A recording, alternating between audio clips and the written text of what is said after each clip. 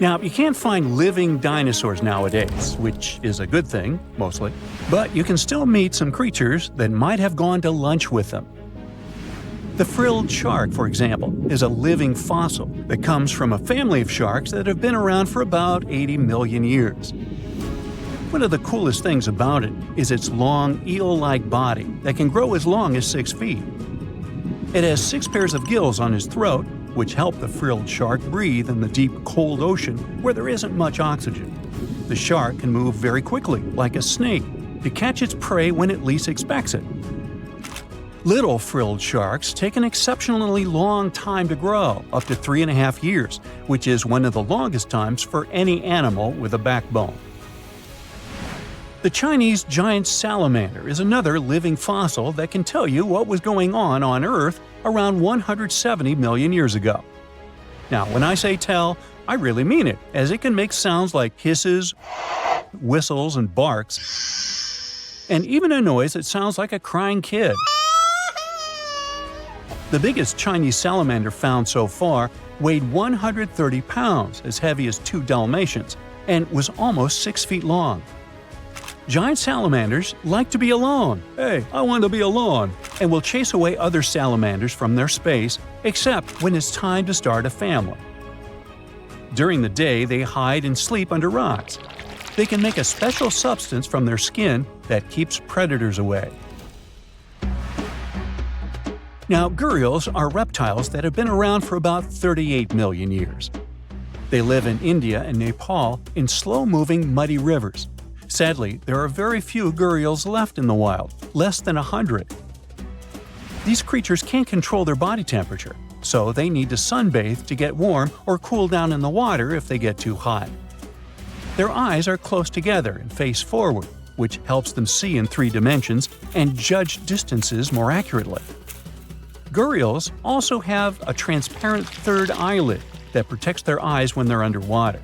They have over 100 sharp teeth, but they can't chew their food. Instead, they use their strong jaws to grab prey and then, swallow it whole. The alligator gar is a fish that has a family history of more than 100 million years. It still has some cool features from ancient times, like being able to breathe both air and water. It also has a special spiral-shaped intestine, like a shark. The alligator gar is one of the biggest and heaviest fish in North America. Just like an alligator, it has a long body and snout, plus a row of sharp teeth. But instead of legs, the gar has fins to help it swim underwater. The tuatara isn't a lizard as you might think, and isn't a dinosaur either. This New Zealand resident is one of the most unique animals in the world. Scientists love studying tuataras because they can help us understand how today's lizards and snakes evolved. One of the coolest things about the tuatara is its third eye, called a parietal eye, on its head. It has its own lens, retina, and a nerve that connects it to the brain. Scientists think it might help the tuatara know when it's light or dark outside and absorb sunlight to make vitamin D or help them keep their body temperature exactly right. Tuataras can live an extraordinarily long time, up to 100 years. Cassowaries are the youngsters on our list, as they've been around for only 60 million years. They have some things in common with dinosaurs, like their 3-toed feet and how they breathe. Cassowaries love to eat fruit, lots and lots of fruit. This love of fruit helps the rainforest, because when cassowaries eat the fruit, their bodies don't harm the seeds inside. As they move around the forest, they spread these seeds, you can guess how, with their own natural fertilizer, helping new plants grow. Cassowaries are big birds, about 6 feet tall and weigh over 100 pounds. They have a special claw on each foot that is 5 inches long, and they can use it to kick real fast. If they feel threatened, they can charge, kick, and even jump on someone. They can also leap up to 5 feet in the air. So, the best thing to do is stay far, far away from where they live. The order Notostraca is a group of crustaceans that you may know as tadpole shrimp or shield shrimps. These animals have been around for about 360 million years. They have a wide, flat shell that covers their head, and they have a pair of eyes on top. These creatures can be found all over the world in different kinds of water, like freshwater, brackish water, and even salty pools. They can also look different depending on where they live. Notostraccans aren't picky eaters and can snack on pretty much anything, from plants to small animals and other shrimps. Some of them are considered pests in places like California rice paddies because they stir up the mud, which blocks sunlight from reaching the young rice plants. Sturgeons are some of the largest fish species on the planet. They live only in the cool waters of the northern hemisphere and never travel below the equator. Even though they are huge, sturgeons don't have teeth. They eat by sucking food off the bottom of rivers, gulfs, lakes, and oceans. Scientists believe that sturgeons came from a group of fish that first appeared around 419 million years ago, long before dinosaurs even existed.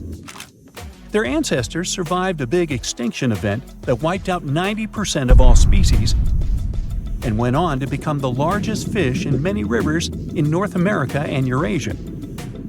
Sturgeons can live up to 100 years old or even older. Female sturgeons can lay up to 3 million eggs at a time, but not all of the eggs eventually turn into real fish.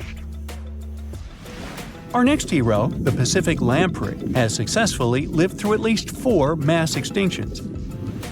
Its ancient ancestors evolved over 450 million years ago. These creatures have cartilage instead of bones and a third eye, which is a special light-sensing organ on top of their heads. Instead of a regular jaw, they have a mouth surrounded by teeth. They latch onto prey and sup up body fluids like real underwater vampires. And although he wasn't living underwater, the story goes that King Henry I of England might have lost his life because of a lamprey. The English monarch loved this fish so much that he defied doctors' orders to stop eating its flesh. He got sick every time he'd have it, but the lack of bones and the unusual taste made the royal fall in love with it. As a result, he got some scary symptoms from eating lamprey and eventually passed away. Can you say clueless? The elephant fish, also called the Australian ghost shark, has been on Earth for around 400 million years. Even though they're related to sharks, they aren't actually sharks. Instead of bones, their bodies are made entirely of cartilage. These fish have a special shiny tissue in their eyes that can make their eyes look like they change color from yellow to green. Elephant fish can be pretty tough and will fight back if they feel threatened. They like to be alone and usually don't hang out with other fish. Horseshoe crabs also deserve the title of survival champs, as they've been around even before dinosaurs, since 450 million years ago. 4 species are still roaming the ocean from Maine all the way to Mexico. Horseshoe crabs are more like spiders than ticks than they are like real crabs. They have 9 eyes, plus extra light sensors near their tails, so they can see really well. They breathe underwater using flap-like gills near their belly, and sometimes they use these gills to swim upside down. Every spring, when the tide is high, these creatures come up to the beach at night to mate and lay their eggs, and you can see hundreds of thousands of them. Currently, there are approximately 20 billion animals inhabiting our world. If everything were ideal, we would have 5 billion more animals on Earth. But many species have gone extinct, and around 44,000 species are currently endangered. The largest, most recent mass extinction event in history occurred during the dinosaur era, leading to the eradication of 75% of species on Earth. The Tulachi wallaby is a long-lost relative of today's kangaroo, but they had a hidden superpower, night vision. That's why they were mostly active at night. They were 3 feet tall and fed on grass, fruit leaves, and other plants. Wallabies lived in grassy areas near swamps and other water bodies, but not for long. By the 19th century, their numbers had gone down, bringing them to the edge of extinction. Only 14 wallabies had been left in the wild by 1920. A rescue mission was launched. They tried to capture the last 14 animals to protect them. But the situation got out of control and 10 wallabies lost their lives. The 4 remaining ones were transferred to a special facility, and in 1935, the last animal passed away. Only one picture of the Tallahatchie wallaby is left now. There were reports of the animal's sightings after that, but no proof was shown, and the creature was officially declared extinct in the 70s. Short-faced bears were a unique species that lived in North America, particularly Alaska. It was a massive bear, weighing around 1,500 pounds. When standing on its hind legs, it was around 12 feet tall, a whole foot taller than today's biggest beast in this family, the polar bear. This animal was different from today's bears because almost all of them are omnivores, except for polar bears. But this monster was solely carnivorous, which was the reason for their extinction. During the end of the Ice Age, many herbivores were gone, and those bears did not have enough food to survive. They were the Usain Bolt of the bear world, the fastest Bruins to have ever lived, reaching a top speed of 40 miles per hour, which is 5 miles faster than grizzlies. There are around 400 million pigeons in the world now. Some time ago, in America, a species of birds called passenger pigeons were abundant throughout the country, especially in the eastern forests. There were more than 1 billion of them, but they went from 1 billion to 0 in a few years. They had small heads and necks, but long tails and wings and strong breast muscles that allowed them to fly super long distances. The last passenger pigeon passed away in captivity in 1914. It was named Martha. With that, the ecosystem in the U.S. has never seen this bird again. Now, elks are enormous animals, but they look tiny when you compare them to long-gone Irish elks. That elk was around 7 feet tall at the shoulder with a humongous antler of 12 feet.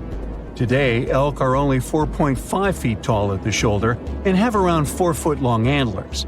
Despite its name, this elk was found all over the world, from Asia to Europe. It got its name because, in Ireland near Dublin, researchers found a perfectly preserved specimen. Since then, it's been called the Irish elk. The last one passed away in Ireland. The main reason for their disappearance was their inability to adapt to changes. When the Ice Age ended, the elk could not survive and became extinct. Now, somewhere deep in the forests of Costa Rica lives the interesting-looking golden toad. It was discovered in 1966 in one particular spot where all toads would gather to mate. In 1967, a large population of this golden nugget was noted in that same spot. But the following year, only 10 to 11 toads were seen, and the year after that, in 1968, only one lonely male toad showed up at the spot. For years, there were searches for golden toads. In 2004, the toads were officially declared extinct. Humans were not responsible this time. The drought in the area in the 80s had a significant impact on the toads. Still, the last straw was the arrival of a new fungal species that caused the animal's skin to thicken, eventually leading to the toad passing away. This chytrid fungus is responsible for the extinction of more than 90 frog and amphibian species, becoming one of the biggest threats to their lives. Now, Canada is a very cold country, no surprise there, and nobody would expect tropical birds like parrots to live there. However, there was a parrot species that lived in America and some parts of Canada. I'm talking about the Carolina parakeet. Those were truly beautiful birds with orange-yellowish heads and green bodies. Their favorite rest spots were big trees alongside rivers. This parrot's favorite food was cocklebur seeds, which are poisonous to us, but the bird had no problem eating them. Also, they used the dangerous cockleburs as a defense mechanism. After they ingested loads of them, their meat became poisonous, and predators do not enjoy eating toxic birds. Carolina parakeets were abundant, there were millions of them. But since the Ice Age, their numbers had been gradually going down because of natural reasons, mainly temperature. By 1935, no such parakeets were left in the wild. Today's African lion had a much more prominent and notorious cousin, the Barbary lion. Those cats were mentioned in many famous old books. They were described as mean, terrifying beasts. It's believed that they were the largest lion species ever. Those big cats weighed around 600 pounds and were 9 feet from the head to tail. Unfortunately, this lion was declared extinct in the 90s due to many factors. Today, we only have one photo of this animal taken from a plane. Paradise parrots were native to Australia. They were genuinely amazing birds with captivating colors. What was unique about them was their nesting habits. They only nested in termite mounds. This parrot was always on the edge of extinction, and the reason for that is still unknown. Mice, rats, and other animals also hunted them, and it added fuel to the fire. The last bird was spotted in the year 1972. Since then, paradise parrots have only been seen in museums. The Gulf of Mexico was once home to Caribbean monk seals. This species of seals enjoyed spending time in the warm subtropical climate of the Caribbean. Most of the time, they were found near reefs and islands, foraging for food. Like most of us, they also loved sandy beaches and were usually seen in groups of 100 seals, resting before the next adventure. In the year 1886, monk seals were declared extinct. You can still see this animal in 2 museums. Both are located in the UK. As we all know, zebras have black and white stripes. But once, a zebra species had only half the body covered with brown and white stripes. The rest was just brown, and the belly was white. It was called the quagga. They lived in the southern part of Africa in grass fields and wet pastures, like today's zebras, and ate grass and other plants. The last quagga perished in 1888, but not all hope is lost. Today, extensive research is being done to bring this animal back into the wild. Australia is home to many outlandish animals, but the craziest ones are probably gastric brooding frogs. This species is not like your ordinary frog that lays eggs. They hatch their young inside their stomach and give birth by vomiting around 25 fully formed young frogs. Sometimes their stomach becomes so bloated that they have to breathe through their skin. 2 species of this frog were discovered in the northern and southern parts of Australia in the 1970s by Mike Taylor. A decade after their discovery, both species are gone. The main reason for their extinction is the chytrid fungus. Luckily for them, they're also part of a de-extinction program that's putting serious efforts into bringing them back into the wild. In 1952, an Air Force plane called C-124 Globemaster II crashed into a big mountain while flying from Washington to Alaska. Sadly, everyone on board, 52 people in total, didn't make it. The bad weather at the time made it hard to find the crash site, and even later, any attempts to locate it failed. But in 2012, a helicopter crew doing a training mission spotted the pieces of the crashed plane on a glacier called Colony Glacier in Alaska. They started looking for more pieces and confirmed it was indeed the missing plane. Since then, every summer for about a decade, different military groups have been helping in an operation called Colony Glacier. They've managed to identify 40 out of the 52 people whose lives were lost in the crash. The soldiers taking part in this mission take their promise seriously to never leave a fallen comrade behind. They believe it's their duty to bring back those who didn't make it. Another discovery comes from the Alps. In 1991, some hikers exploring the picturesque Alps stumbled upon a human body. It was half frozen in ice at the top of a mountain pass between Italy and Austria. At first, the local police thought it might be a mountaineering accident, but in a few weeks, archaeologists started claiming that this guy might have lived more than 5,000 years ago. They eventually gave the frozen fellow the nickname Ötzi. He was named after the nearby Ötztal Valley. He's become quite famous as the oldest ice mummy on record. Ötzi's frozen state might not be as unique as we thought, and that's where things get really cool. Archaeologists have another theory. See, at first, everyone was convinced that Ötzi marked the start of a cooler period because he had been frozen in the ice without any interruptions since he had lost his life. Yet, over the past few decades, Glaciers and ice patches worldwide have been melting away like ice cream on a hot summer day. Not just Ötzi, but other ancient relics like bodies, hunting gear, horse droppings, and even ancient skis started to appear. So, archaeologists say there are similar sites. They found quite a few, and they all fit perfectly into this growing field of glacial archaeology. It seems like as the world warms up, it will show even more ancient secrets from the deep freeze. Moving on to another amazing discovery. In 2018, William Taylor and Nick Jarman were exploring the snowy slopes of Mongolia's Altai Mountains. They found an ancient treasure trove hidden in the ice. Inside the trove, they found a well-preserved 3,000-year-old arrow shaft adorned with ochre markings. It was in pristine condition, a rarity for organic items that old. They found other items too, like a bronze arrowhead with bits of animal sinew still attached. All of these relics had been untouched for hundreds of years, since they had been locked in the ice. In Mongolia, rising temperatures have melted ice patches that remained frozen for centuries. Similar discoveries have been made in the Yukon, US, Italy, Siberia, and Norway. Thousands of sites have been identified.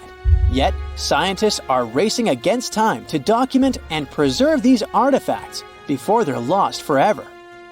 The study of these artifacts challenges the definition of these environments as wildernesses and shows how indigenous people coexisted with nature there. Sometimes people find simple items too, as simple as a sandal. This one, discovered on one of central Norway's mountain passes, indicates that people used this route roughly 1,700 years ago. This suggests that there was less snow and ice in that area back then. The sandal, dating back to around 300 BCE, resembles Roman sandals of that era. Again, in Norway, hunters found an iron sword high up on a mountain, more than 5,250 feet above sea level. There's no nearby burial site, and it's puzzling why someone would have a sword in such a remote location. Archaeologists speculate that the owner might have become lost. Then, in 2011, unusual objects resembling giant slingshots began to emerge as the ice melted. Radiocarbon dating suggests that this particular object was crafted around 400 BCE. It measures over 3 feet long and has knife cuts. Those puzzled archaeologists until one team member recognized them as tang, or pliers, used to secure loads on sleds when transporting hay or leaving for animal food. People in the area used hay sleds with pliers until the 1950s, when tractors became more common. Now, let's get back in time to thousands of years ago. We can easily do that by looking at this woolly mammoth. This creature looks a bit like a cherished but slightly worn-out toy. This ancient giant, whose heyday was 39,000 years ago, is the best preserved mammoth ever found. Even its signature shaggy hair is surprisingly well preserved, having been trapped in glacial ice until its recent discovery in Siberia. This remarkable animal is stepping into the limelight in Yokohama, Japan. Scientists are running tests that might bring this extinct species back to life. When they stumbled upon this female mammoth, they uncovered a hidden treasure, a sample of her blood preserved beneath the ice.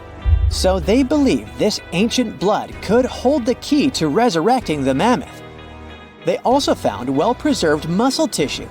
She was between 50 and 60 years old when she met her icy fate. The discovery of mammoth blood has reignited debates about the ethics of bringing back extinct creatures, like in Jurassic Park. Their ambitious plan is to implant an egg into a living elephant for a 22-month pregnancy, hoping that at least one living mammoth cell might survive. Hop on, we're going to the French Alps. We are at a spot not far from where an Air India plane tragically crashed 46 years ago. We're accompanied by a diligent mountain rescuer and his neighbor. They went to this area after a bunch of tourists had noticed a strange-looking thingy on a glacier. It was a bag. The Indian embassy in Paris got wind of it, and it was all set on getting that bag. What makes it kinda cool is that it had diplomatic mail and Ministry of External Affairs written on it. The Air India flight was on its way from Mumbai to New York when it took a nosedive in January 1966. It took 117 people on board down with it. Guess what else was inside the bag besides the soaked diplomatic mail? It had a stack of old Indian newspapers. So, alongside those, they also found bits of the plane's cabin, a lone shoe, and a bunch of cables. Totally unexpected treasures on that mountain. During the summer of 2013, scientists stumbled upon a message left behind by a geologist named Walker, who had placed it there 44 years before. That message sort of served as the man's last testament. He passed away just a month after hiding the bottle in the rocks on the island. The content of the message was quite astounding. In 1959, Walker had measured the distance from those very stones to the glacier's edge, and it clocked in at a mere 167 feet. By 2013, that distance had ballooned to 400 feet. Researchers are convinced that this stark contrast between the two measurements underscores the consequences of ongoing global warming. Imagine the melting ice in Norway's mountains as a time machine revealing a treasure trove. Nearly 800 Viking artifacts tucked away for over 1,000 years have been unearthed. They give us a peek into the bustling trade networks of the Viking era and the critical role of the mountain passes in this ancient commerce. Among the finds are leather shoes, cozy woolen mittens, stylish tunics, feathered arrowheads, horseshoes, walking sticks, and kitchen gadgets from the Viking chef's toolkit. There are even Viking pack horse souvenirs. These artifacts provide us with insights into ancient travel habits and the peak times when those paths were bustling with activity, and give us a glimpse into the lives of adventurers. Squirrels' teeth never stop growing, but the animals wear them down by gnawing on nuts and other hard foods. The front of the rodent's teeth is actually orange. It's because they're covered in special tough enamel. Bet you're glad you don't have that to deal with. Some bird species don't mind munching on chili peppers. That's because they can't feel the heat. Peppers burn your mouth because they contain a special chemical, capsaicin, but birds don't have the taste buds needed to feel its effects. The rhino's horn is made of hair, or at least the same protein that makes up your hair and nails. This protein is called keratin. Such a horn is kinda unique since other animals have horns with a bony center. The woodpecker can peck the wood 20 times per second. This pace is almost too high for the human eye to notice. How much wood would a woodpecker peck if a woodpecker could peck wood? The number of pecks often reaches a total of 8,000 to 12,000 a day. A starfish does have eyes, one on the end of each of its arms. These eyes are light-sensitive groups of cells. Frogs don't need to drink water. Instead, they have an area known as the drinking patch. It's on their bellies and thighs. They use it to absorb water directly through the skin. Well, that could save some time. Most caterpillar species have around 4,000 muscles in their body, and almost 250 of them are in the head alone. Christmas tree worms are much more beautiful than you can imagine. But even though the pines look awesome, 2/3 of the worm's body is hidden in a calcium carbonate tube. And the point of this is, I don't have one. Narwhals' famous tusks are actually their teeth that are kind of turned inside out. These unicorns of the sea have just 2 teeth, and in males, one of them grows right through their upper lip. Unlike your teeth, this one is tough inside and sensitive and soft on the outside. The anteater doesn't have teeth, but it's not a problem. This creature has a super long tongue.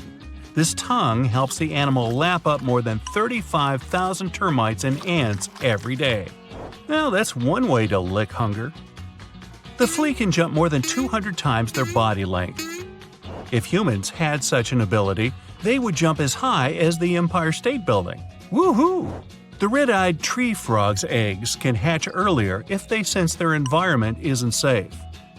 Small animals with fast metabolism see in slow-mo. This helps them escape larger creatures. Koalas' fingerprints are very, very similar to the human ones. Sometimes these animals' fingerprints even get confused at crime scenes, probably in Australia. The hippo's sweat is pink and not exactly sweat. It's a reddish, oily fluid. Its function is to not cool the body, but to moisturize the skin and protect it. This fluid also functions as an antibiotic. So, you get sunburn or cut, you can smear a hippo all over you. Polar bear skin is black, and the hairs of their coat are hollow and almost see-through. These animals have fur growing even on the bottom of their paws. This gives them a better grip on ice and protects against cold. Some species of tarantulas, some of the largest spiders in the world, can live without food for more than 2 years. I still think they're creepy. Platypuses close their eyes while kissing, swimming. They have special folds of skin covering their ears and eyes. They prevent water from getting inside. These animals' nostrils also have a watertight seal. Emus can't walk backwards, but scientists aren't sure why. These flightless birds are the only ones that have calf muscles. Emus can sprint really fast. They can also travel long distances, but they can't back up. Crocodiles can't move their tongue because it's attached to the mouth roof. It keeps the throat closed and protects the animal's airway. Water snakes, dolphins, whales, alligators, crocodiles, and turtles can drown. It'll happen if they stay underwater for too long. These animals can't breathe in the water. They can just hold their breath for a very long time. Only one species of birds can fly backwards. That's hummingbirds. Hey, go talk to the emu. These tiny birds can also beat their wings up to 80 times per second. Despite what elephant shrews look like, these small animals are more closely related to elephants than shrews. Maybe that's why they have their trademark trunk-like noses. Elephant shrews use them to munch on insects. True enough. Cats, as well as other felines, can't taste sweet things. They don't have the taste buds needed for that. Too bad, more for me. Flamingos can only eat with their heads upside down. That's why their lower bill is massive and their upper bill isn't fixed. Such an arrangement is perfect for upside-down feeding. But it's the opposite of what other birds have. It's not easy being pink. Tiger skin is as striped as their fur. That's all I have to say about that. When toucans sleep, they curl into pretty tight balls. These birds can turn their head so that their tail covers their head and the beak rests on the back. So yeah, they have a ball. The ostrich has some of the largest eyes in the animal kingdom. They're more massive than a bird's brain. Each eye is as big as a billiard ball. All clownfish get born male, but in some circumstances, they can turn into females. This change is irreversible. Unlike most fish, when seahorses mate, they do it for life. Even cuter, when the mates travel, they move side by side and often hold on to each other's tails. The male usually gets stuck schlepping the luggage. Termites never sleep. They don't need to recharge their batteries. But they can eat 24 hours a day, 7 days a week, on your house. The sloth needs up to 2 weeks to digest its food. Hey, take your time, no hurry, nothing on the schedule. Dogs' nose prints can be used for their identification. They are similar to human fingerprints and unique for each animal. Owls don't have eyeballs. Instead, they have eye tubes that don't move in the eye sockets. Penguins don't have external ears, but their hearing is especially sharp, especially when they're on the lookout for polar bears. Shh, let's not tell them. Jellyfish are up to 98% water. That's why when they get washed ashore, their bodies can evaporate into the air after just a few hours. If a traffic jam happens underwater, an alligator will always give way to a manatee. Nice manners. Grizzly bears have such a strong bite that they can crush a bowling ball. So it's smart just to let them win. Giant pandas aren't picky about their sleeping spots. They usually fall asleep wherever they are, in most cases right on the forest floor. The giant panda's newborn cubs are tiny. They weigh like a small cup of coffee and are smaller than a mouse. The red handfish can walk along the ocean floor with the help of its hands. But of course, they are not hands, but evolved fins. Really. Cats don't usually meow at each other. A study has shown the felines use this way of communication mostly to get attention from us humans. And it works. Sloths can't shiver. It's not that they're too busy digesting that 2-week-old meal. Their fur is sometimes covered with algae, and when they get too hot or too cold, their metabolism shuts down. During the hard times, immortal jellyfish transform themselves back into their younger state. Once they reach the stage when they're nothing but a blob of tissue, like me, these creatures start to grow again, and this process can apparently repeat again and again. The closest living relatives of the T-Rex are chickens and ostriches. Don't turn your back. The moray eel has another set of jaws that can extend from his throat. First, the main jaws close around an unlucky sea creature. Then the additional set grabs the eel's future meal with backward-pointing razor-sharp teeth. And after that, the captured animal gets dragged back into the eel's throat. I just lost my appetite. Some species of snails have hairy shells. Thanks to these hairs, snails can better stick to wet surfaces. When humpback whales hunt, they often gather in a group and apply a bubble net tactic to catch their food. The bubbles don't let the schools of fish get away. Snow leopards can't roar like other large felines. It has to do with their less developed vocal cords. But these animals can meow, growl, hiss, and even purr. Not to drift away from their group while napping, sea otters hold hands. They can also entangle themselves in giant seaweed for the same purpose. Hey, it kelps. Lions are often called the king of the prairie. I thought it was the king of the jungle. And still, up to 90% of all the hunting in the pride is done by the females. The males are in charge of protecting the territory and the pride members. And they make the delicious potato salad known as Hakuna Matata. Cats are famous for their uncanny ability to move their ears, all because kitties have 32 muscles in each outer ear. Some shark species can glow in the dark. Unfortunately, only other sharks can see this greenish glimmer. You have up to 8,000 taste buds, but your pooch has just a bit over 1,500. The blue jay can imitate other birds. Its favorite is a hawk's call. The blue jay uses it to scare away other birds from its territory. Slow lories are insanely cute and just as treacherous. They're the only known venomous primates. They have a gland in the crook of their inner arm. It secretes toxins that can cause unpleasant consequences in people. The hartebeest has an amazing evasion tactic. To run away from other animals, they move in a zigzag pattern. Bottlenose dolphins have names for one another. Those are specific whistles. Hey Bob, hey Charlie, hey Dolly, hey boys, and thanks for all the fish. Giraffes have long, and I mean it, black tongues. Scientists suppose this color might protect the tongue from getting sunburned. Well, that's all I got. See ya. Boom!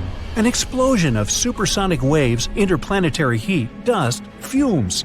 The Earth's atmosphere has been invaded by a cosmic rock the size of Everest. A few seconds ago, this rock, weighing trillions of tons, was hurtling towards Earth. It could fly from New York to Anchorage faster than you could fry yourself an omelet. This monster's name? The Chicxulub Incident. Epic name, right? 66 million years ago, it crashed into the Earth. Back then, dinosaurs ruled the planet, but not for long. The epic collision took place in modern Mexico, in the Yucatan Peninsula, right near Cancun, where the dinosaurs were vacationing. Well, probably not. Still, the huge space rock hit the ocean, But even all that water couldn't stop the inevitable. The collision caused a huge amount of energy to be released. The horror on a planetary scale had begun. Imagine a mini-sun lighting up the surface of the Earth with tsunamis the height of the Statue of Liberty bursting from the epicenter of the watery impact. Not good. The blast blew through the surface of the Earth. It was as hot as an oven and burnt everything in its path.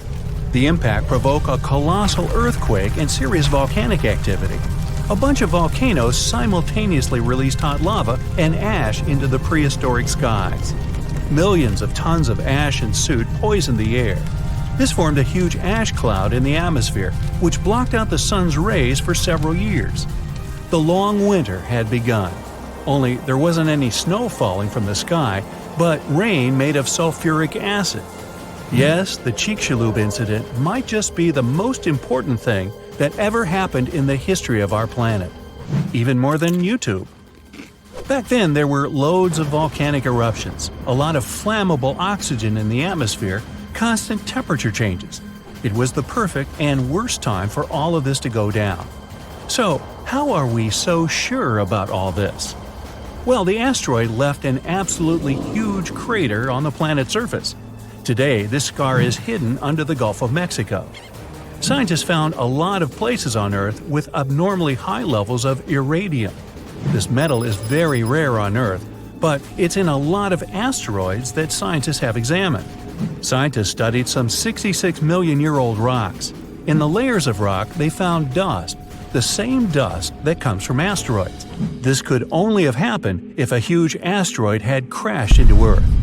The catastrophe led to the extinction of not only the dinosaurs, but also the asteroid. It was so hot at the point of impact, part of the asteroid just disappeared. A lot of water vapor and carbon dioxide shot up into the atmosphere. But the biggest problem, sulfur. It got kicked up by the asteroid impact and flew up into the air.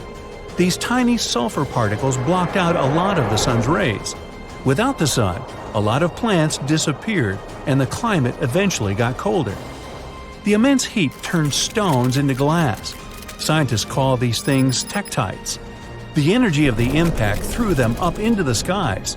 After a short flight, the tektites fell down to Earth. But it wasn't pretty. Rain fell too, only instead of drops of water, you'd have seen hot glassy fireballs. They bombarded the planet's surface for days. The tektites set fire to everything. Scientists found evidence of this all over the world, not just near the collision site. But a lot of things from back then are still a mystery. Some scientists think that Chicxulub wasn't even an asteroid. It might have been a comet. Asteroids are mostly made of stone and metal. Most often they kind of look like a potato. A comet contains rock, metal, and ice. Comets look like dirty cosmic snowflakes, complete with ammonia, methane, and carbon dioxide. Comets sometimes come from the Oort cloud. It's a huge cloud of ice and debris around our solar system. From time to time, comets break free from the pack and head towards our sun. According to scientists, this special comet flew right past Jupiter. The gravity of that huge planet accelerated the comet even more. It flew towards the sun, gaining more and more speed. The comet's outer ice shield started to evaporate, and it probably gave off a lot of dust and gas, which made it look like it had a tail. The sun's gravity eventually shattered the comet apart. One of the fragments flew through space and crashed into the Earth 66 million years ago. So, asteroid or comet? The truth is, we'll never know. What we do know is that the Earth was seriously unlucky to be in its path, and it was never the same again. The catastrophe stopped the development of 75% of life on Earth. Some bigger marine animals, like crocodiles, turtles, and fish, survived the impact. Out of all land animals, the only ones to survive were the ones that were, on average, smaller than the modern raccoon. That includes a bunch of special species of dinosaurs, the ancient ancestors of birds. Scientists believe they survived for two reasons. After the huge impact, it took a long time for plants to start growing again, and a lot of animals didn't survive. Most remaining animals didn't have enough food. But these dinosaurs had a beak. With its help, They could split open nuts and dig seeds out of the soil, so they survived. The second reason is that these lucky guys had bigger brains. Some people think that they were able to cooperate with each other and quickly adapt to the new conditions. Other life forms survived too. Fungi and mold survived underground and underwater. Gradually, the darkness cleared away and ferns began to take over the lifeless landscape.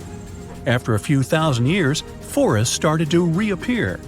The animals that survived were pretty much all inconspicuous and small creatures. They lived in burrows, safe from all that hot ash. Before the collision, mammals had lived in the shadow of dinosaurs.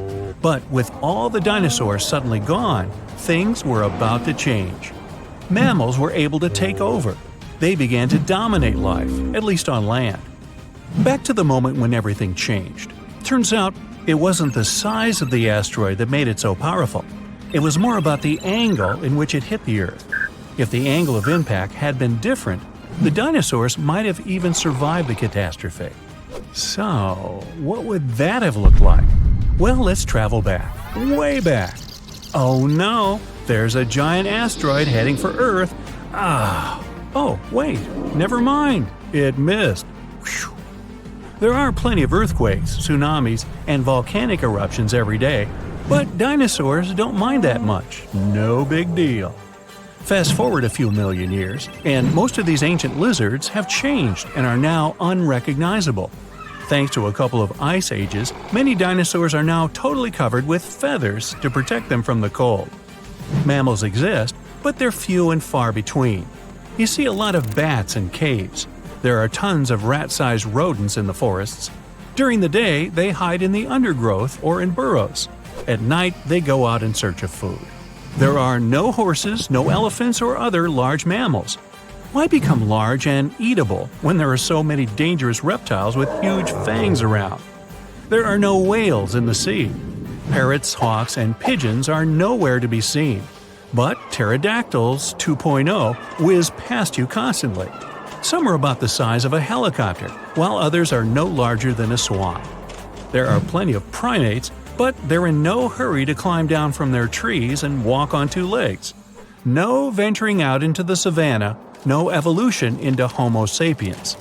In this alternate reality, open spaces are very dangerous. But then again, so are forests and trees. Nowhere is safe. To get some delicious primate treats, many smaller dinosaurs learned to climb trees. This was already happening back in the Cretaceous period, right before that huge asteroid just missed Earth. Whew, that would have been an epic collision. Dinosaurs have grown wiser since that near miss. Some are even as smart as a modern chicken. A large brain uses a lot of energy, and that's not always a good strategy for survival. Safer to keep brains small and keep making those teeth bigger and pointier. 66 million years ago, I wasn't around then, a huge asteroid hit the Earth and triggered the mass extinction of almost all living creatures on the planet, including dinosaurs. Had the space object crashed somewhere else, some dinosaurs would have been able to survive and still live nowadays. According to some research, the asteroid had about 1 in 10 chances of wiping out the dinosaurs and other animals of that time. It was way more likely to just hit the ground without any strong destructive consequences. To understand how things could have turned out if the place of the collision had occurred elsewhere, we need to find out what happened that day and why the disaster turned out to be so devastating. This huge space rock fell into the coastal area of the Yucatan Peninsula in Mexico. This caused a chain reaction that triggered natural disasters around the world. The place the asteroid hit is called Chicxulub Crater. Now half of this area is underwater. The asteroid was about 7.5 miles in diameter and moving at a speed of 27,000 miles per hour. This rock, bigger than Everest, was rushing toward Earth faster than the speed of sound by almost 40 times. Wow. The energy released in the collision was as powerful as an explosion of about 10 billion atomic bombs, and the destructive force of the blast wave was just one of several disasters. The asteroid happened to fall in one of the worst possible places, and because of the way it fell, it threw a huge amount of dust into the air. Imagine you're jumping into the water like a professional athlete, vertically, leaving hardly any splashes behind. And now think of how much water splashes when you jump into the pool like a cannonball. So the asteroid landed the cannonball way. The second disaster the asteroid provoked was soot burning. A small part of the Earth's surface consists of rocks. Only a tiny percentage of that part was rich in oil and sulfur back then. The asteroid burned and lifted so much soot into the air that it would be enough to fill an indoor baseball stadium. According to research, 65 million years ago, only 13% of the surface of the entire planet could have contained the necessary amount of organic material for the formation of such a volume of soot. That's why this place was considered the worst. If the catastrophe had happened on the territory of the other 87%, then dinosaurs would have been alive today. A huge cloud of soot and carbon dioxide rose into the air and covered the sun. The soot turned the sky gray and partially blocked sunlight. This led to a quick drop in temperatures almost all over the planet. It seemed like Earth was inside a gray veil. Many plants and animals couldn't survive the cold snap. Trees began to wither because of the lack of sun. The photosynthesis process was disrupted. The cold and withering of trees led to another catastrophe: global famine. Herbivores couldn't survive because they lost almost all of their food. Plants, flowers, and trees didn't manage to get through the catastrophe. These destructions spread far beyond the asteroid impact site. Hot dust particles, asteroid chunks, and small pieces of rocks settled to the ground across the continent and caused large-scale forest fires. Burning trees threw even more soot into the air, which made the situation even worse. The huge asteroid brought heavy metals with an increased level of toxicity from space. The melting of these substances during the collision provoked firestorms. The asteroid didn't only hit continental land but also water, which triggered a huge tsunami. But that's not the worst part. The seabed was filled with sulfate, and when the energy of the asteroid burned it, it provoked the release of sulfuric acid into the atmosphere. The acid cloud mixed with a cloud of soot and began to spread throughout the sky. Hot rock particles were falling to the ground like fire rain. An acid rain started because of sulfur. It lasted for almost several days and left no chance for the animals to survive. Acid rain made the water in rivers, lakes, and seas poison. The acid destroyed anything that couldn't burn. A part of the clouds went to wreck the land, and the other part, the ocean.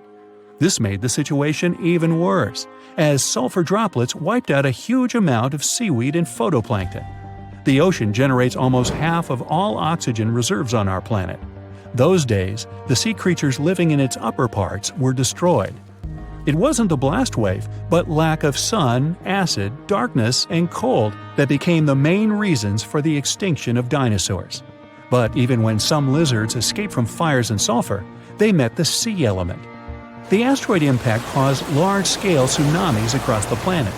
The very first wave was around 1 mile in height. That's almost 3 times higher than the Empire State Building. Billions of gallons of water were moving at 90 miles per hour. A wave this strong could easily destroy half of New York today. The meteorite created a series of waves 52 feet high. Massive walls of water the size of 5-story buildings collapsed on the shore and demolished everything in their path. Lack of sunlight, temperature drop, acid and fire rains, reduced oxygen production, forest fires, giant tsunamis, and the explosive wave with the power of 1 billion atomic bombs. All this reduced the biological diversity of Earth by 75%. Yeah, that'll change your climate for sure.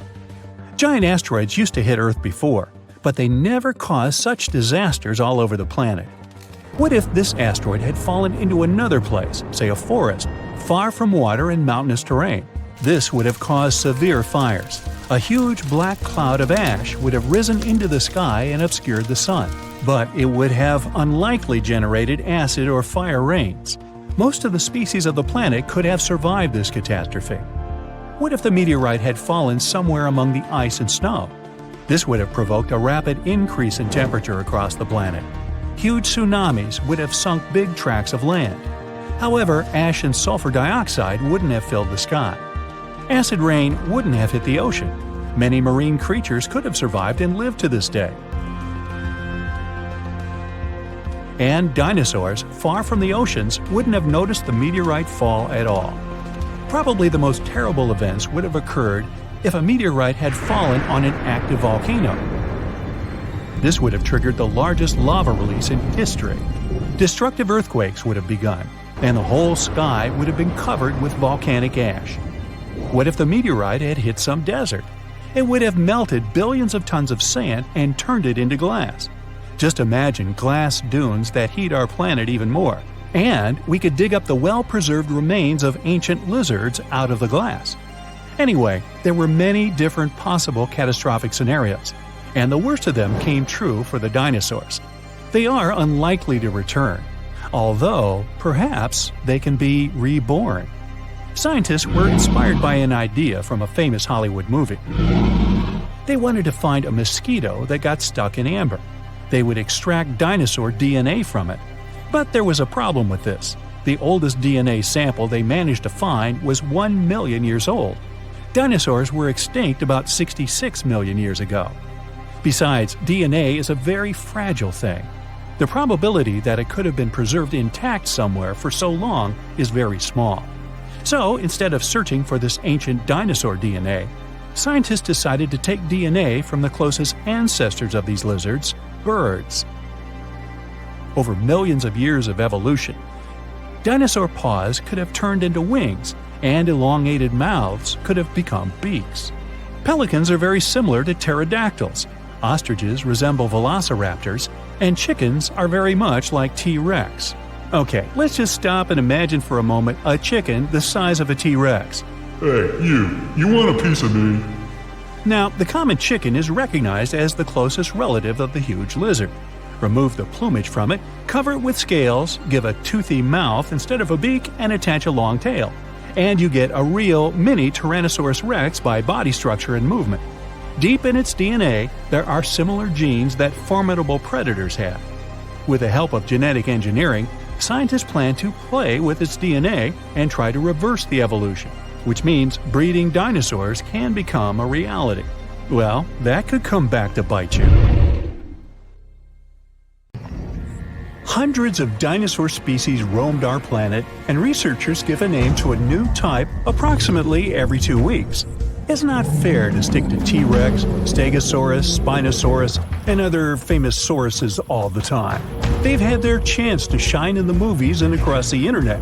So let's check out dinosaurs that no one talks about. First on our list is Torosaurus. The special thing about this dinosaur is that it definitely had one of the largest skulls ever found.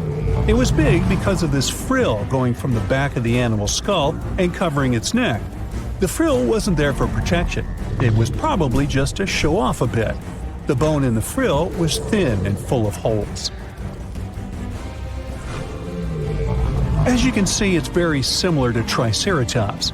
There are still debates about whether these two are the same species, but more and more studies show that they were more like cousins. They were probably similar in size, but Torosaurus had a longer head with big openings, as well as longer frill bones with a groove on top. It also had more pairs of horns on the back of the frill. Some like to call Torosaurus a bull lizard. These fellows were plant eaters that may have lived in social groups. They existed at approximately the same age, but Torosaurus somehow ended up on the less popular side of the family. Kentrosaurus was a small stegosaurus. It's one of the least cuddly dinosaurs of all time. Its long, thin spikes seem to be a pretty good defense mechanism. Stegosaurus, on the other hand, had shorter, thicker spikes that were less likely to bend or snap when the animal used them. Now, you wouldn't want to get anywhere near Kentrosaurus, though. Its tail could swing in a big half circle and hit with a force strong enough to break a human skull. Any volunteers? No? Okay. One scientist used scans of the dino's fossils to make a computer model of its skeleton. The model showed that Kentrosaurus had a flexible neck. It must have been really useful for looking around to see if something interesting was going on or if there was any dangerous animals trying to sneak up. Kentrosaurus typically walked on all four legs with straight hind limbs. The computer model tells us it could spread its front legs out to its sides, too. Maybe it was a way to protect its belly during fights. Stegosauruses, in general, had tails that were like big weights at the back of their bodies. That's why their balance point was closer to their hips.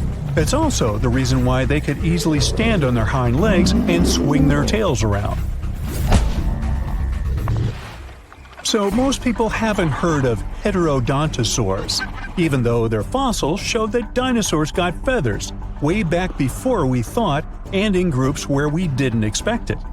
In 2008, paleontologists identified the first known skull of a baby heterodontosaurus, which was less than 2 inches long, smaller than a tea bag. This baby dinosaur had relatively big eyes and a short snout compared to bigger ones of its kind. Now, what's really interesting is that some scientists used to think that Heterodontosaurus's tusks, like those of modern warthogs, only appeared when they were fully grown. But it seems they had them from the early stages of their life. Heterodontosaurs had 5 fingers on each hand, 2 of which were opposable. It was a good tool, considering the animal probably ate both plants and meat. Humans have different types of teeth, some for biting, some for chewing, and also canines. But most reptiles have just one kind of teeth. Heterodontosaurus was special because it had 3 different types of teeth: small peg-like ones, big teeth resembling canines, and square-shaped teeth that did the cutting job. Scientists are not entirely sure how this creature used these different types of teeth. Maybe it was for digging up roots, breaking into termite nests, or even defending themselves against dangerous animals. Okay, say this name with me now: Psittacosaurus. She was quite a common dinosaur in its time, but she never still gained popularity. Scientists found out that when these dinosaurs were young, they probably crawled, considering they had longer arms and short legs. But as they got older, between 4 and 6 years old, their hind legs started growing much faster and became much longer than their front legs. So, later in life, they likely didn't move on all 4s anymore, but walked on 2 legs. Inside the stomach of one of these creatures, scientists found pebbles. This shows the animals either had a hard time digesting what it ate, or it didn't chew its food very well. Its beak looks quite familiar. That's how it got its specific name, a parrot lizard. It was really strong, and some believe the creature used it to crack and open tough nuts and seeds before the pebbles in its stomach helped mash them up for digestion. These guys might have been good at swimming. They had broad feet, and the shape of their tail could have helped them move in the water relatively easily. Some scientists even believe they might have spent most of their lives swimming in rivers and lakes. In 2004, researchers found something really sweet: 24 young parrot lizards huddled together. They were too big to be hatchlings, so it could be a bunch of teenagers who had left their nests and then formed a group where they could support one another and defend themselves better. But apparently, that plan didn't work out so well. Now, check this one out: Stygimoloch, or as they call it, Styx demon. We're looking at a peaceful plant-eating creature with bony spikes and knobs on its skull. Most scientists believe it was a younger form of this fellow, even though they used to think they were a separate species. Stygimoloch is smaller than its more popular cousin, but it's also more robust and has a pretty thick neck. This dinosaur, with small forelimbs and long hind legs 3 feet high, which is half as high as an average human. That doesn't sound dangerous in the world of giant and fierce dinosaurs, but the animal had a very thick skull roof. Maybe it wasn't the strongest tool to defend itself, but it probably helped in combat with rivals from its own species. They most likely headbutted to win the hearts of their chosen ones. But rivals from its own herd were a piece of cake compared to the predators that might have gone after it. After all, this dino lived at the same time as old T-Rex. Now, when someone tells you to picture a dinosaur, Schizosaurus would probably be the last thing coming to your mind. It looks as if you've put together pieces of random animals and tried to make your friends believe this truly was a real animal that once roamed the earth.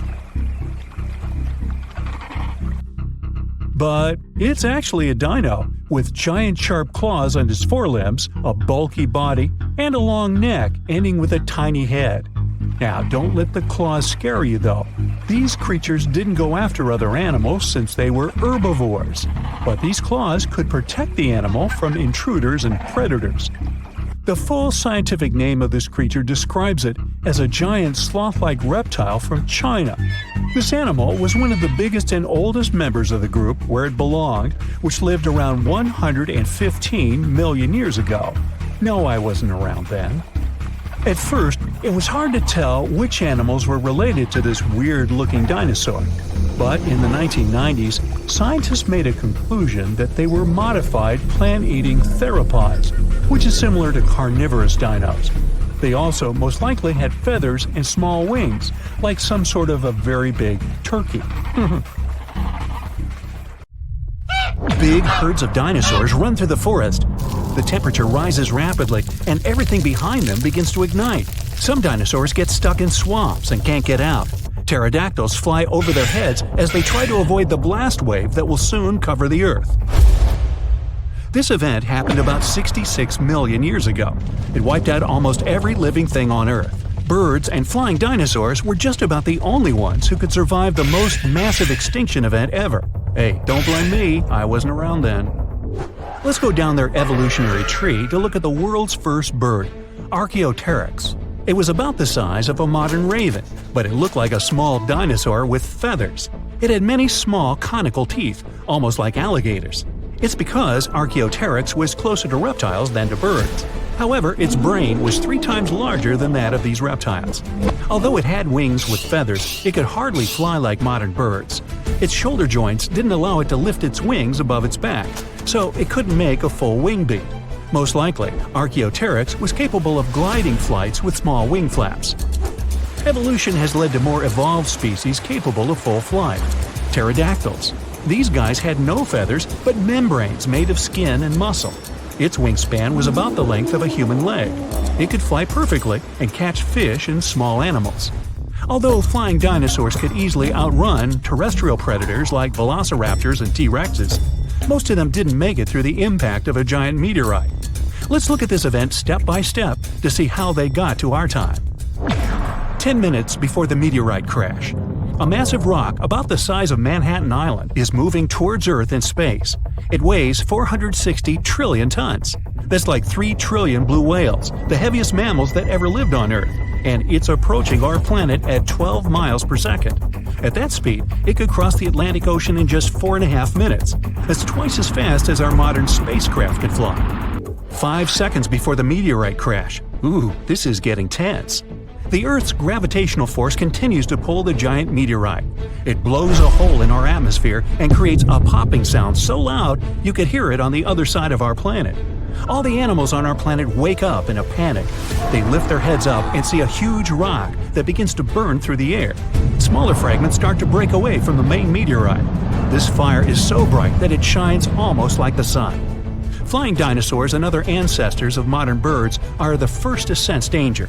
They make a beeline to the sky and try to fly as far away from the impact site as possible to save their lives. The moment of impact. The colossal mass and velocity of the meteorite give it an enormous amount of energy. As soon as it touches the Earth, it causes an explosion of 150 trillion tons of TNT. The blast wave literally rips out chunks of our planet and throws them up. A huge wall of energy begins to move from the point of impact in all directions. It snatches the trees out with their roots and pushes them to the ground like dominoes. The shockwave completely wraps around our planet. This energy turns into heat. Everything around the impact site begins to ignite. Green jungles and trees turn into smoldering charcoal in seconds. The ground and rocks simply evaporate. The collision caused a massive earthquake. Some dinosaurs may have fallen into cracks that appeared in the ground. A strong earthquake caused a tsunami, with waves higher than the Empire State Building. Dinosaurs that weren't trapped in the burning forest were washed away by the enormous waves. The dinosaurs of North America tried to escape by running to the north, but the blast wave inevitably catches up with them. Flying dinosaurs have no problem with earthquakes or tsunamis. They fly high enough to avoid the giant waves, but they will have to contend with continuously falling meteorite debris. 5 minutes after the meteorite crash. A meteor shower of giant rock fragments continues to fall to Earth. Some meteorites were the size of a car, others were more like a large building. Ashes and dust rise into the air. Their temperature is so high that they melt and turn into liquid lava and then fall back to Earth, causing more fires. Meteor showers cause trouble for flying dinosaurs too. They have to maneuver and dodge the falling red-hot rocks. The high temperatures are a huge problem for them because it might make them lose feathers. With no feathers, they aren't able to fly. 10 hours after the meteorite crash. The dinosaurs continuously ran north all this time. They found themselves in unfamiliar territory with many swamps. Giant dinosaurs like T-Rexes have legs as long as an adult human's height. They have a chance to get through this terrain, but if they fell, they could never get back up. The smaller dinosaurs like Triceratops had short legs and couldn't grow through the dense swamps. 1 month after the meteorite crash. 15 trillion tons of ash were ejected into our atmosphere. A dark cloud blocked the sun, and the Earth was immersed in complete darkness. Surviving plants couldn't feed on the sun's energy and stopped producing oxygen. Surviving dinosaurs could hardly breathe because of the lack of air and a large amount of dust. The lack of sunshine in the sky made phytoplankton disappear. Many marine animals were left without their only source of food. The dust and ashes in the atmosphere prevent our planet from getting heat from the sun, and the temperature here is beginning to drop. The place where the meteorite fell was rich in sulfur. This toxic acid evaporated at the time of the impact and formed in clouds. Now there are acid rains on Earth. Flying dinosaurs now have to hide from these rains. They have to stay in caves and can't go outside to get some food. So far, a large number of terrestrial and flying dinosaurs have survived. They come out to see the aftermath of the disaster. The site of the impact was in present-day Mexico, the Yucatan Peninsula. The Chicxulub crater is located here. It's about 93 miles wide, like half of all of Lake Michigan, and it's 12 miles deep. You could plunge the whole Mount Everest in there, and there would still be 6.5 miles of available space. It wasn't the impact itself that made the dinosaurs disappear. The fire destroyed most of the plants the herbivorous dinosaurs ate. With no food, their numbers dwindled rapidly. Predatory dinosaurs had nothing to eat either. Acid rain and the disappearance of phytoplankton threatened all marine life. Even though birds managed to avoid the blast waves and tsunami, they were short of food too. About 80% of all birds didn't make it to the end of the extinction event. The problem was that all of the forests on Earth were wiped out. Most birds would nest and live in trees. Besides that, the forests were always full of food, from all kinds of ants and termites to flying insects and small mice. So, only those species that lived on the ground and could fly well survived. Most likely, they fed on the seeds of small surviving plants. This habit made flying dinosaurs lose their teeth during evolution. Instead of jaws with a bunch of sharp teeth, they got long beaks to grab tiny seeds from the ground. Although Earth looks like a terrible place to live now, there's an evolutionary boom for birds. They have to travel long distances in search of food. Their wings get stronger. They also feel safe from predators who regarded them as food before. No T-Rex now catches a sleeping bird off guard. About 1,000 years after the collision, the first dense forests appear.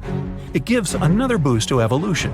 1 million years later, forests full of food are populated by the ancestors of modern mouse birds. And 65 million years later, in modern times, we have about 10,000 species of birds. Pigeons, crows, eagles, and hawks, even penguins. These are all descendants of the dinosaurs. But there were other survivors. Some alligator and crocodile ancestors were able to adapt to changing conditions.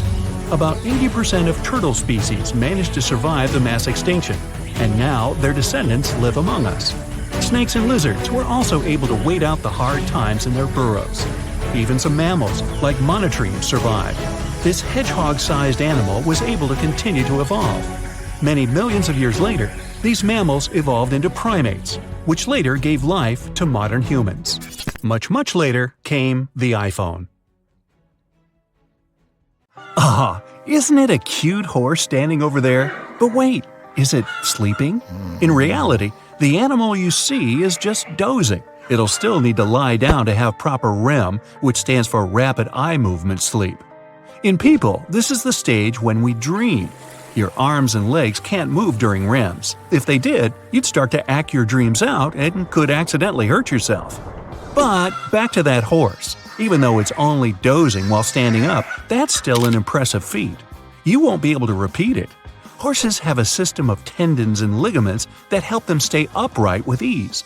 The major joints in the legs get locked, and the animal can relax and catch some Z's without worrying about crashing to the ground. Oh, by the way, the amount of REM sleep horses need is surprisingly small. Usually it's a series of short intervals, 2 or 3 hours a day in total. That's why they don't have to lie down often. But some animals do it just because they feel more comfortable that way. Horses take naps while standing because sleeping isn't safe enough when they're lying down. It's rather tricky for a horse to get up from the ground, and it's a waste of precious time. While a horse is struggling to get to its feet, some meat-eater can tackle the animal down and make it its dinner. That's why horses only lie down for short periods of time. They also have a special lookout system, when one animal is watching over the others while they're napping. Each member of the herd gets to play the role of the watch horse. Anyway, not only horses, but also zebras, elephants, giraffes, some birds, like flamingos, and sometimes even cows can take naps while standing up. But then, why not humans? Well, to pull off this trick, your legs would have to be aligned vertically and your knees be able to lock in place. Then you wouldn't need much effort to keep yourself upright. But it's not how your body's built. If you're exhausted, you might fall asleep while standing up. But you'd immediately wake up, and this would prevent your body from hitting the floor. Your muscles start to gradually relax during each next stage of sleep. And very soon after you doze off, they won't be able to hold you upright anymore. Shh! It's a quiet winter night, and the bird perched on the top tree branch seems to be sleeping. And then there's some noise. A human would hardly notice it, so quiet it is. But the owl, and that's what the bird is, has perfect hearing. It's even more important for this creature than good eyesight. In the blink of an eye, the bird moves. Whoa! It looks like its head is facing backwards. Owls are so flexible, they can twist their heads in an almost full circle. These birds have fixed eye sockets, so it means their eyeballs don't rotate, and they somehow have to make up for it. Twisting the head up to 270 degrees is only possible because it's connected to the body in a particular, very clever way. And the tissues and blood vessels where the neck meets the body can't snap. They're designed to flex. Owls also have many vertebrae, tiny bones that make up the spine and neck. It's another thing that helps them perform their head-swiveling trick. Now, you have a totally different neck structure, but it still serves all your needs. Humans have spherical eyes and can move them freely, unlike owls. You simply don't need your neck to turn all the way around. But yes, it would be a great party trick. A goblin shark is swimming unhurriedly through the deep sea when it notices a yummy-looking fish. The shark starts to inch closer to its future meal. But the fish notices the hunter and tries to dart away. And then, like in a horror movie, the larger animal thrusts its jaw out of its mouth and grabs the fish. The goblin shark's terrifying jaws are attached to elastic ligaments. They can unfold from its snout for up to 3 inches. It allows the animal to catapult its mouth forward to catch an unfortunate fish or squid or whatnot. If only your mouth could do the same, then you'd be able to munch on stuff dangling 7 inches away from your face without using your hands to grab the food. And no, we're not so concerned about table manners here. So you're lying on your bed in a hotel room in a tropical country and lazily watching a small gecko. It's running across the floor, reaching the wall. Look, it's scaling it. And right now, it's hanging upside down over your head. Geckos can stick to all kinds of surfaces thanks to their bulbous toes. They're covered with hundreds of microscopic hairs, and each hair, in turn, splits off into even tinier bristles. This creates such a strong physical bond that the hair molecules and the surface molecules start to interact, and it creates an electromagnetic attraction. This method allows geckos to stick and unstick their toes and feet lightning fast. They can dash across different surfaces at 20 body lengths per second. Unfortunately, this super ability is also unavailable for humans. The only thing your fingers and toes can do is wrinkle after being in the water for too long. This improves your grip on wet objects by channeling the water away, just like rain treads in your car tires. And your friends can call you pruny hands. Hey, I didn't say it was a compliment. Each of the tarsiers' eyes is as big as the animal's brain. That's a not-so-subtle sign that vision is crucial for these small animals. Their huge eyeballs don't move. A tarsier has to turn its whole head if it needs to look to the left or to the right.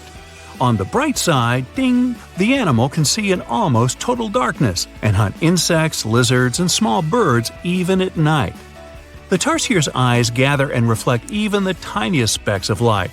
It gives the creature a clear picture of what's happening around. That's why these eyes are like the animal kingdom's equivalent of night vision goggles. As for us humans, our eyes are designed in a different way. We see exceptionally well only during daylight hours. In a dark room or outside at night, you're likely to have problems with seeing things or colors well enough. That's because there are two types of light-sensitive organs in the back of your eyes. Some are cone-shaped, others are rod-shaped. The rods help you see in dim light, but they don't let you detect colors. And the cones allow you to see finer details and vibrant hues, but they don't work when the lighting is poor. So, once it's dark, only rods keep responding to available light. But since they can't distinguish colors, you only see different shades of black, gray, and white. Alright, you're sitting on the riverbank watching the water flowing when a lizard runs by at breakneck speed. Yep, right on the water. That's the basilisk lizard. It has special long toes on its rear feet. They're equipped with fringes of skin that spread out when the animal's moving. This increases the area of contact with the water. It also helps that the lizard is pumping its legs incredibly fast. They slap hard against the surface, and this forms tiny pockets of air. These pockets keep the lizard on top of the water, but only as long as they don't slow down. Now, even if the average person had special shoes shaped like the basilisk lizard's feet, they'd still have to run at a speed of 65 miles per hour not to go underwater. If you find yourself in the jungle of South and Southeast Asia, beware of snakes. Hey, why are you looking at the ground? I mean flying snakes. Airborne snakes sound like the stuff from nightmares, but they do exist. Now, they don't actually fly, if there's no strong updraft, that is. These reptiles are gliders. They use the speed of free fall to catch air. Once they do, it's not a problem to generate some lift. Now, at first glance, you won't be able to tell the flying snake from any other. It has a tube-shaped body and no limbs. But then the creature starts to get ready for takeoff. It slithers to the very end of a branch and dangles, creating a J shape with its body. Once the snake propels itself down, it changes into an S and gets twice flatter than usual. Its round body becomes curved inward and traps air. The reptile can even make turns by moving up and down, like waves on the sea. The coolest thing is that flying snakes are even better gliders than, let's say, the much more famous flying squirrels. Hey, Rocky! Are you sure that it was an asteroid that caused the extinction of dinosaurs? There's this huge drama about why these horrifying creatures disappeared. It's a big deal in both science and movies. But what really happened to the dinos? How do scientists figure it out? And why does it even matter? Let's see. Let's take a trip back to England in 1842. There was a scientist named Sir Richard Owen. He was checking out some huge reptile fossils and noticed that 3 of them, Megalosaurus, Iguanodon, and Hylaeosaurus, had a lot in common. So he had this light bulb moment and decided to combine all these creatures into Dinosauria, which means terrible lizards in Greek. The scientists were studying dinosaurs and grouping them based on their looks. But then, Charles Darwin showed up and gave even a better idea. Turns out, species don't just appear out of thin air, they evolve. And now, everyone had to rethink how they were defining dinosaurs. They came up with a new idea called phylogenetic classification. Picture a big family tree with all creatures ever. Somewhere up there, we find Megalosaurus and Iguanodon, and we say all dino descendants come from their common ancestor. It's like tracing back your family tree, and if we go far enough, we find the ultimate dino ancestor. Sounds like a plan. But then, things got a bit complicated. When we talk about dinos, we've got the ones with feathers and beaks and the ones without. That's when we found out that birds are cousins to certain dinosaurs, maybe even evolved from them. After learning that, scientists had to look at the bird family tree and rethink the dino definition. In the end, they decided that birds are kinda dinosaurs, but not exactly. Confusing, huh? But in any case, now we have two groups. The first one is birds, and the other one is non-avian dinosaurs, which are extinct. That means now we have to reconsider our question. Instead of asking what caused the extinction of dinosaurs, it should be what caused the extinction of non-good dinos. The answer might seem simple.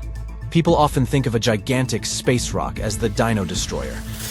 It's probably the first thing that pops into your mind. Even Google and other search engines agree on this one, like best friends copying each other's homework. History teaches us that about 66 million years ago, dinosaurs totally vanished, except for the ones that became birds. Of course, the truth is more complicated. And not all dinos vanished in one go. Some went the natural way, and there were many extinctions here and there during their time on Earth. But the big event we're talking about looks like a movie scene change. Like suddenly changing the channel on a TV. One poof. And the Earth went from the time of dinosaurs to the time of mammals. Scientists call these time periods the Cretaceous and Paleogene. We even give this special event a nickname, the KPG, or KT extinction. Some even refer to it as the 65 million years ago event, even though the more correct number is 66 million years ago. We've got two main theories in the spotlight: asteroids crashing and volcanoes erupting like crazy. Let's talk about the asteroid idea. So, around 66 million years back, imagine a humongous asteroid smacking into Earth. This thing was about 6 miles wide, about as big as Mount Everest. It zoomed through the sky super fast, like a mountain going 100 times the speed of sound. And when it hit, it released a ton of energy. It crashed down in what's now southern Mexico, near a spot that's tied to the dinosaur extinction story, Chicxulub crater. Everything close to the impact was zapped into vapor in a snap. Picture the biggest energy burst in ages, like 1 billion years or more. Nothing near the crash site stood a chance. Next, there was the aftershock. As the fireball cooled down, the Earth's surface went bonkers. The ground twisted and shook, causing unimaginable earthquakes. The continents became huge, bouncy castles. And then, the stuff that got blasted up by the impact came raining back down like a rainstorm. Even if you weren't near the huge pieces falling in Mexico, you'd get hit by these smaller, super hot bits flying through the air. This made the air so toasty that forests burst into flames all around the world. Are you ready for more? Time for a massive tsunami. The ocean floor got all churned up, pushing waves inland around the Gulf of Mexico. But just imagine, even all that wasn't enough to destroy all the dinosaurs. For example, dinos in New Zealand were pretty fine, but we know that they all went extinct, so what happened to them? They felt a little rumble, and suddenly, the sky started getting all dark and gloomy, as if it was nighttime. And hold up, what's that? A blanket of ash is slowly creeping around the whole planet.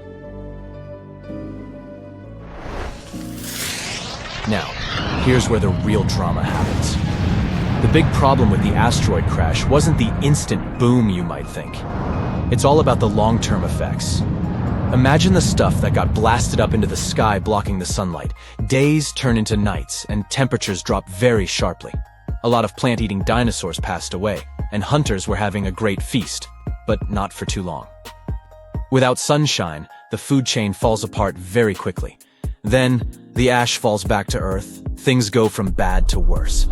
Other nasty stuff starts floating around in the air like carbon dioxide. This carbon dioxide mixed with shattered seafloor bits makes the temperature go wild. The Earth was playing hot and cold all at once. That's when somewhere between 50 and 80% of dinosaurs said goodbye forever. What's even more sad is that this number only counts the species themselves. If we look at the number of individual animal lives lost, it's even higher. You might think that at least the poor mammals finally got their chance after the dinos left. But even mammals had a tough time. We are very lucky that a few brave mammals managed to survive this crazy chaos. The ones who made it were like the little champs with speedy energy systems, flexible diets, or secret hideouts. But this story is only one hypothesis. Next, we have the volcanism hypothesis. Volcanoes. These fiery mountains are used to spitting out molten rock and causing epic destruction. But surprisingly, this theory isn't about explosive eruptions. Nope. It's about something sneakier and slower. Around 1 million years before the Dino Doom, there's this big change happening under the Earth's surface. Way below where India's floating, a rock river starts forming, heating things up. And then, India gets hit hard. It turns into a sea of lava, like a fiery ocean. It's like a gazillion of dump trucks filled with lava slowly pouring out. These solidified leftovers are known as the Deccan Traps, like a super deep layer of hard lava covering a piece of land the size of France. And just like in our asteroid story, the real trouble comes from the air. For hundreds of thousands of years, sulfur dioxide spread like an unstoppable shadow. It was making the sky gloomy and the rain toxic. Food sources turned into poison, and oceans became acid baths. And then, carbon dioxide took the stage. It was like a temperature button, flipping the Earth's climate upside down. It was a roller coaster of chaos. The ecosystems were stressed, food chains snapped, and species waved goodbye one by one. Both theories seemed pretty realistic. All the experts were having a big debate about which theory was correct and why the dinos disappeared. So, what is the real answer? Unfortunately, we don't know. Some scientists support one theory, some support the other one, and we're left scratching our heads. But hey, don't be too hard on the media or the scientists. They're all doing their best to figure out the mystery of the dinosaurs' disappearance. And maybe one day, we'll finally learn the real answer. So, stay tuned. Wait, don't tell me that life on Earth has bubbled for about 3.5 billion years, and the biggest creature we got is the blue whale? I mean, not bad, but that doesn't sound nearly as fun as those cool giant creatures you get to see in movies. Yeah, you recognize the iconic roar here. It appeared on TV, in comic books, in video games, and in cinema. I mean, come on. It even got its own star on the Hollywood Walk of Fame on its 50th birthday. So, what would it take to get good old Godzilla from the TV screen to our streets? And we're talking about the beast that's really gigantic. In the original film from 1954, Godzilla was thought to be 164 feet tall. This was the perfect height for the monster to just peer over the biggest buildings in Tokyo at the time. But as further movies came, Godzilla became bigger and bigger. In theory, this would be the biggest animal that could exist and not end up crushed by the gravitational field of our planet. Even if we're talking about some tiny Godzilla of, let's say, 14,000 tons. To take the gravitational force of our planet and carry such weight, Godzilla must have some incredibly strong bones. And as an object gets bigger, its volume will actually increase faster than its surface area. Okay, wait, let's start small. So, cells are the building blocks of life, and they come in all shapes and sizes. But the thing is, cells have a problem when they try to grow too big. As they grow, Their surface area, the outside, doesn't keep up with their volume, which means the inside. It's like having a big mouth but a tiny stomach. You can't digest all the food you want to eat. Why haven't I learned that already? Especially when I open my fridge for a midnight snack. So, if cells get too big, they can't get enough nutrients in and waste out fast enough. It would be like living in a very big house, but with just one tiny door to go in and out. Plus, that's not their only problem. Cells also need to be able to divide and replicate, and this task gets tricky as they get bigger. They need this thing called microtubules for that. It's sort of like a skeleton that gives them structure. But don't worry, evolution is a foxy little thing. There are some cells out there, like a specific type of invasive algae, that have found ways to break the rules and get really big. And they don't even need to divide to do that. This algae could pass as an aquatic fern that has fronds up to 31 inches long. But what you're looking at is just one big cell.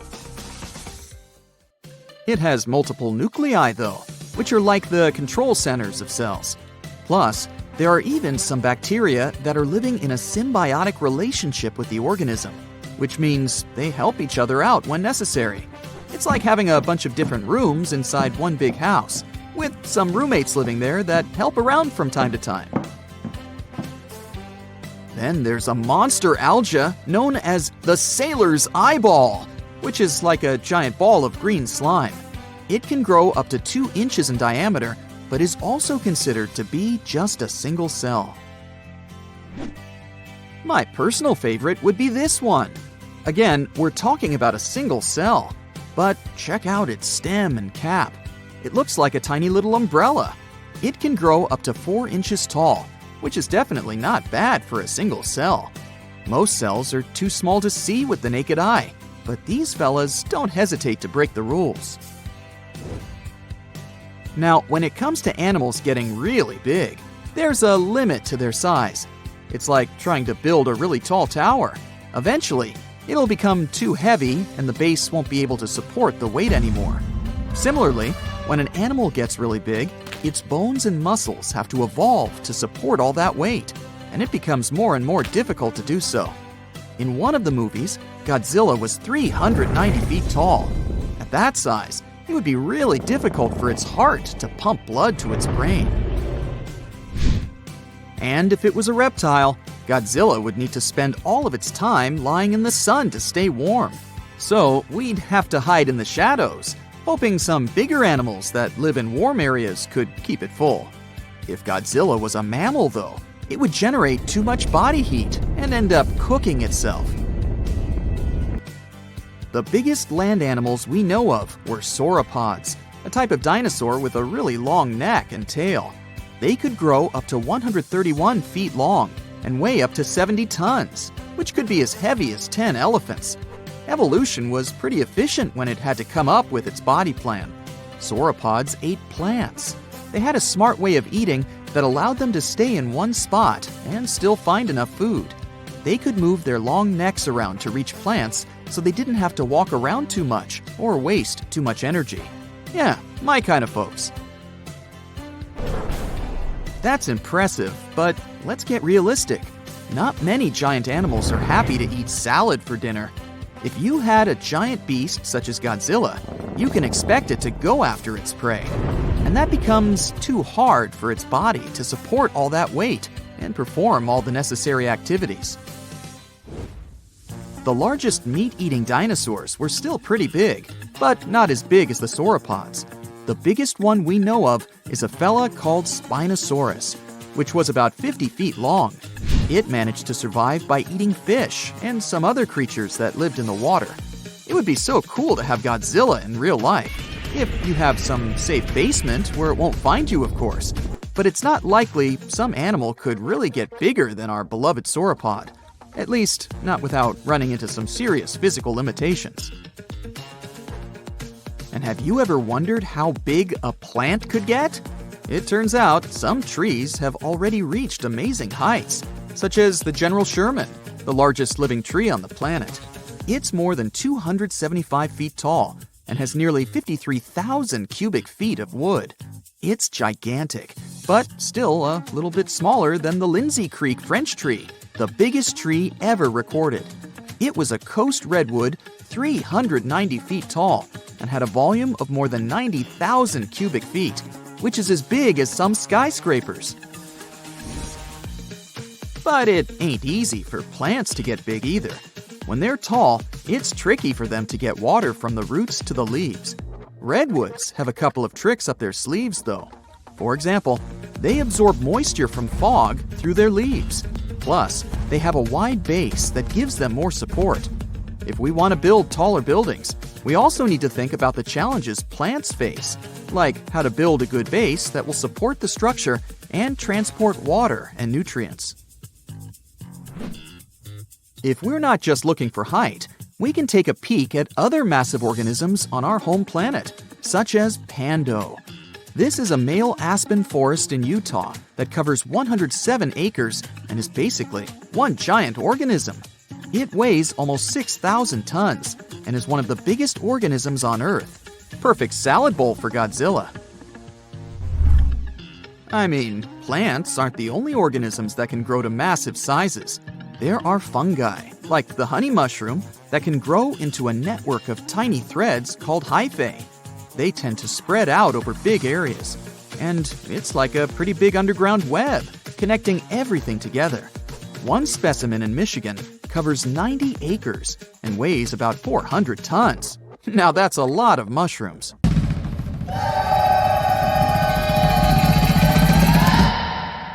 The liger is probably the most popular hybrid animal and an incredibly large cat. You won't see them in the wild. People most deliberately breed them. Lions and tigers don't even inhabit the same areas. So, a liger is a mix of a male lion and a female tiger, and they can grow to be very big in a pretty short period of time. They're actually the biggest cats in the world. Hercules, the largest recorded liger, is a real example of that. 922 pounds and 10.8 feet long. Imagine taking him for a walk. Ligers are mostly way bigger than either of their parents.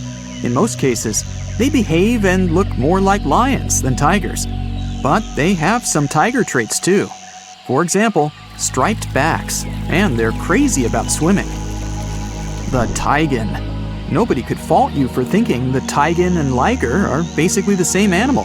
I mean, they're both a combination of tigers and lions, but a taigen comes from a crossbreeding of a male tiger and a female lion. They're usually smaller than their parents, and definitely much smaller than their giant, could you call them siblings? In most cases, they inherit charming looks from their tiger fathers, but they get some interesting traits from their mother's side too. For example, love for socialization and the ability to roar. Hands down, one of the rarest hybrid animals in the world are wolphins. These fellas are a mashup of a female bottlenose dolphin and a male false killer whale. Its name might make you think differently, but a false killer whale belongs to the dolphin family. They're not even related to killer whales. Wolphins are such an interesting 50-50 mix and balance of their parents. They have dark gray skin, the perfect blend of a black false killer whale and light gray dolphin skin. Dolphins have anywhere between 80 and 100 teeth. False killer whales have 44. And their hybrid young is halfway, with 66 teeth in total. What would it look like if algae and a slug paired? No need to imagine. You have a green sea slug to check the result. It lives in salt marshes in Canada and New England. And it's possibly the weirdest hybrid creature you'll see in this video, and in general. Part plant, part animal. So, some slugs seem to have been very sneaky while stealing the genes from innocent algae that they have eaten to enable them to look like this. Since they're partially a plant, they can produce the plant pigment called chlorophyll. That means these unusual slugs can even photosynthesize. That's the process plants use to turn sunlight into energy. So they produce their own molecules that contain energy without having to eat anything at all. When scientists first discovered it, a green sea slug was the first case of a multicellular animal that's able to produce chlorophyll. What do you get when you mix a male leopard and a female lion? You get an interesting hybrid called a lepin. These animals grow to be almost as big as lions, but they still have shorter legs, similar to their father leopard. They inherit some of his other traits too, like a love for climbing and swimming. You can have a union with a male lion and a female leopard too, and the result is called a leopard. Male lions are usually around 10 feet long and weigh about 500 pounds. The female leopard is way smaller, only 5 feet long, with a weight of about 80 pounds. The difference in size here is too big, so this pairing really doesn't happen that often. Okay, how about a buffalo and a cow? When you were little, maybe you thought that they could be a good match, but in reality, the combination creates an unusual hybrid animal called a beefalo. Not many types of hybrid animals can reproduce on their own, but a beefalo can do it. When a grizzly and a polar bear get together, it results in a growler bear, or grizzly bear, or grizzlar, whichever you like the most.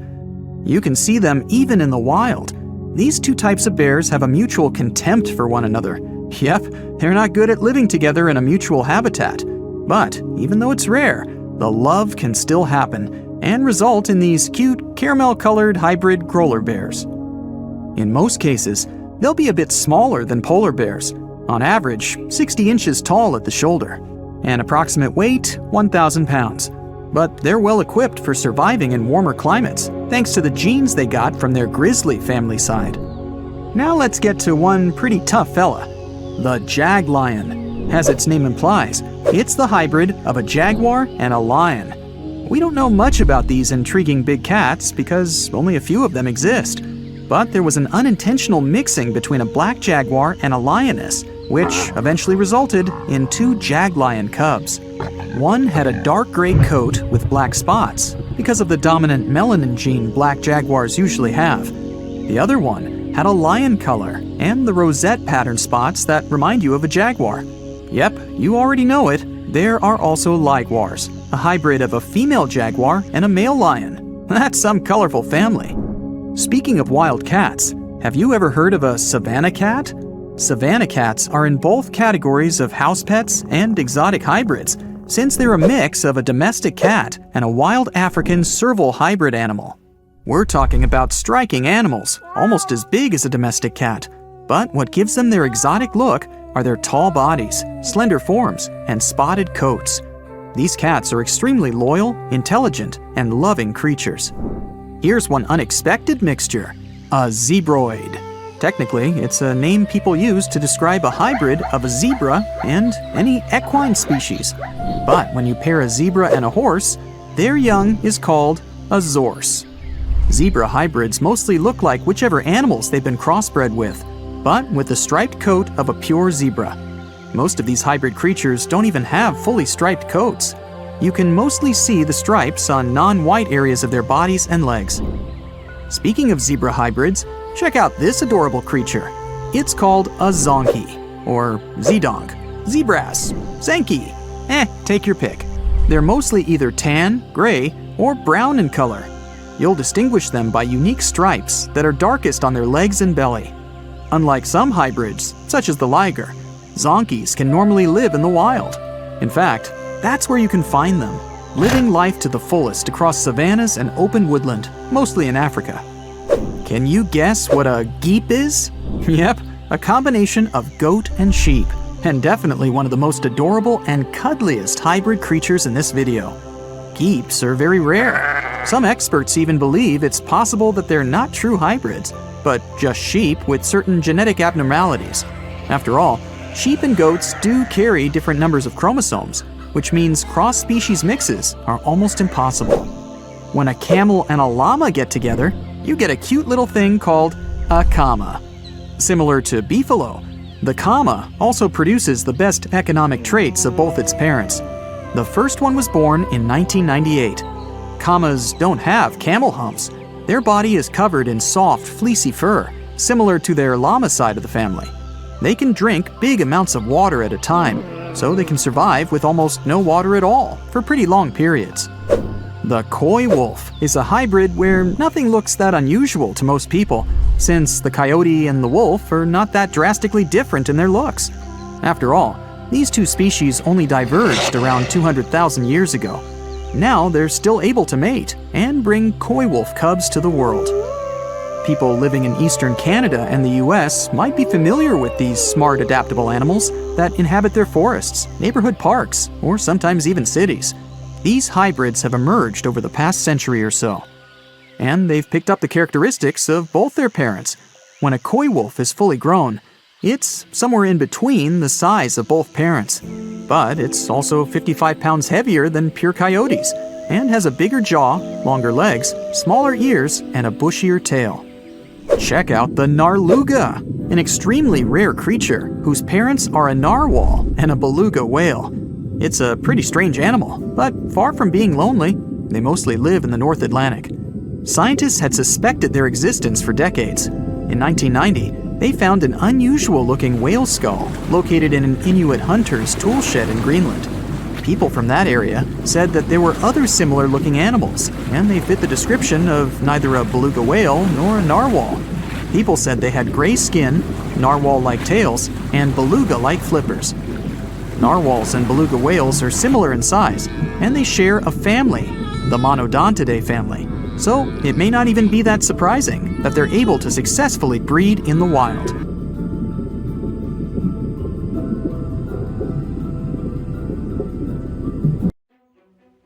Every species on Earth, you, me, and that nasty neighbor of yours, is destined to go extinct someday. Just like what happened to the woolly mammoths and saber-toothed tigers. Stats aren't bright. Scientists say that 99% of all animals that ever lived are now extinct. Hey, what's that look on your face? Going extinct is not the end of the story. Now listen up. Mammoths might make the greatest comeback ever and even be the key to saving humanity. Nope, they won't give away free money so that we don't have to work anymore, but they can sorta help the weather situation on our planet. In the Arctic tundra, there's this ground called permafrost. It's like soil in the form of ice. Soil turns permafrost when it stays super cold for 2 years straight. But now, permafrost is actively thawing out, and it's bad news for, well, everyone. Because while thawing, it releases a lot of carbon into the air. But what if we had large animals like mammoths there today? They would churn up the soil. The ground would freeze more deeply in winter. And then, in summer, a layer of grass would help keep the ground cool and prevent the permafrost from melting. Some scientists think that's a great solution. So now there's a company in the US that's trying to bring mammoths back to life. Okay, you got me. Not actual mammoths, but a sort of hybrid between an elephant and 1% mammoth DNA. It would be a northern elephant. Getting mammoth DNA is easier than you might think. They actually only went extinct about 10 to 14,000 years ago. Scientists are hoping to have their first elephant-mammoth hybrid by 2027. Let's hope it doesn't turn into a real-life Jurassic Park. Ah, Australia. A nightmarish place, and a home to the most fascinating creatures on Earth. But here, the sad fate befell the Tasmanian tiger, also known as thylacine. Don't mix it up with the Tasmanian devil. That one is living and thriving. Nope, the thylacine was a marsupial predator that used to chill in Australia, South Tasmania, and New Guinea. It was a nocturnal who preyed on other marsupials, like kangaroos. In the 30s, the farmers suddenly claimed that thylacines were eating their livestock. Looking back at it now, that was probably an exaggeration. But humans started to hunt poor thylacines until they were all gone. And then it turned out that hunting away the important predator isn't the brightest idea. Who would have thought? You see, thylacines kept things in check by eating bad animals. So once they disappeared, the Australian wildlife was basically doomed. 35% of total mammal extinctions on Earth happened here. That's an awful world record. I know it sounds gloomy, but hey, maybe we can fix this. Remember that company we mentioned? It wants to bring back the thylacine too. Luckily, many thylacine embryos are still preserved in jars, like some creepy pickles. If we bring them back to Tasmania, this could help revive the entire ecosystem. Would you be happy to see them back in the wild? Me too. And I would also be happy to see you hitting those like and subscribe buttons so you can keep up with amazing facts all year round. We also have some huge dreams about tiny creatures. Take a trip to Mount Hotham Ski Resort in Victoria, Australia, and here you can find the mountain pygmy possum, a tiny bundle of cuteness. These guys are super rare. We even thought that they were extinct. All we had was their fossils. But then, some skiers spotted a possum in a log pile at the ski lodge in 1966. Imagine suddenly making a great discovery while chilling on vacation. These little possums can spend 7 months of the year sleeping under the snow. They wake up occasionally to eat some stored food, and then they wake up in the spring to eat even more, find a mate, and go back to sleep again. What a relatable fella. Since they've made it into this video, you can guess they're pretty endangered. There are less than 2,000 left in the wild, all because their current homes don't fit them that well. But hooray, we can help them too. You see, their ancestors lived in lowland forests about 20 million years ago. So maybe mountain possums could live better if we moved them there? Of course, we can't just take them to the woods and expect them to survive. Instead, scientists want to slowly release possums into the forest and check up on how they get on with it. Let's hope these cute creatures will adapt to woodland life. The southern gastric brooding frog, also called the platypus frog, was quite a unique creature. It was discovered in 1972 in Queensland, Australia. Back then, this fella shocked the scientists with its super weird birthing practices. Check this out. The mother frog swallows her eggs, turning her stomach into the womb. Then she doesn't eat at all for 6 weeks straight. I could never. Meanwhile, the tadpoles hatch in her stomach, start to grow, and eventually get so big that the mom literally has to breathe through her skin. And then she literally spews out her offspring left and right. Bleh. But this insane process is a great evolutionary achievement, which is why it drew everyone's attention. But the wonder didn't last long. By the mid-80s, all known species of these frogs vanished from their natural habitats. Why? We have no idea. There are many theories, but almost no evidence to back them up. In any case, over the years, these guys officially became extinct. But it all changed in 2013. Scientists started a groundbreaking project named the Lazarus Project. Now they want to resurrect these frogs to learn cool cloning techniques from them. Are you guys ready to copy their genetic preservation method? Yeah, me neither. But let's dive deeper. Literally go in the water. Meet the coelacanth. This creature lived in the oceans back when the dinosaurs roamed our planet, and didn't even notice the asteroids. These guys are the Methuselahs of the sea. They can live up to 100 years, and they don't even start thinking about leaving offspring until they're around 55. At least they've got plenty of time to live for themselves. We actually thought this creature had gone extinct about 65 million years ago. But then, the first Latimeria specimen was discovered off the coast of South Africa in 1938. Now they're known as living fossils. And these fish are enormous. They weigh around 200 pounds. They're also super stylish, with those lobe-fished paddles that make them look like disco balls. Oh, and they're great aerialists. Thanks to those versatile fins, they can even do headstands and swim belly up. The coelacanth is also a bit of a homebody. It's not very energetic and likes to live in underwater caves during the day, only coming out at night to snack on smaller fish and squid. Another animal who's literally me. Now we're trying our best to preserve this species, and I won't be surprised if it outlives us all. And finally, let's talk about the largest and most awkwardly looking flightless bird from New Zealand. The South Island Takahe. The tale of the Takahe started way back in the Middle Ages. Humans accidentally hunted them all away, and by the late 19th century, it seemed there were none of them left. But then, they were rediscovered in New Zealand in 1948. Poor guys did all they could to hide from us in the mountains, but we still got them. But it's different now. Since then, we've been trying our best to save them from extinction. There's a Takahe recovery program going on, and it shows great results. They managed to greatly boost the number of birds in the wild. As of 2023, the Takahe population has grown to around 500 birds. They're now considered nationally vulnerable, not nationally critical. It's a little progress, but progress nonetheless. Let's keep it up. Now, thanks to new fossil discoveries and technologies, we're getting to learn more and more about the biology of dinosaurs.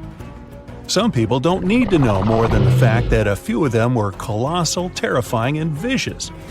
But for those of us that do, the use of comparative biology, pigment analysis, and powerful new X-rays have allowed us to gain insight into specific features, such as their colors, eating behaviors, and the shapes of their tongues. Yes, that's right, the shapes of their tongues, which, for a long period of time, was something of a mystery. This is because soft, fleshy dinosaur parts are hardly ever retained in fossil form. But thanks to the discovery of some surviving hyoid bones, which are situated at the root of the tongue in front of the neck, we now have some insight. Most animals have this hyoid bone that anchors the tongue.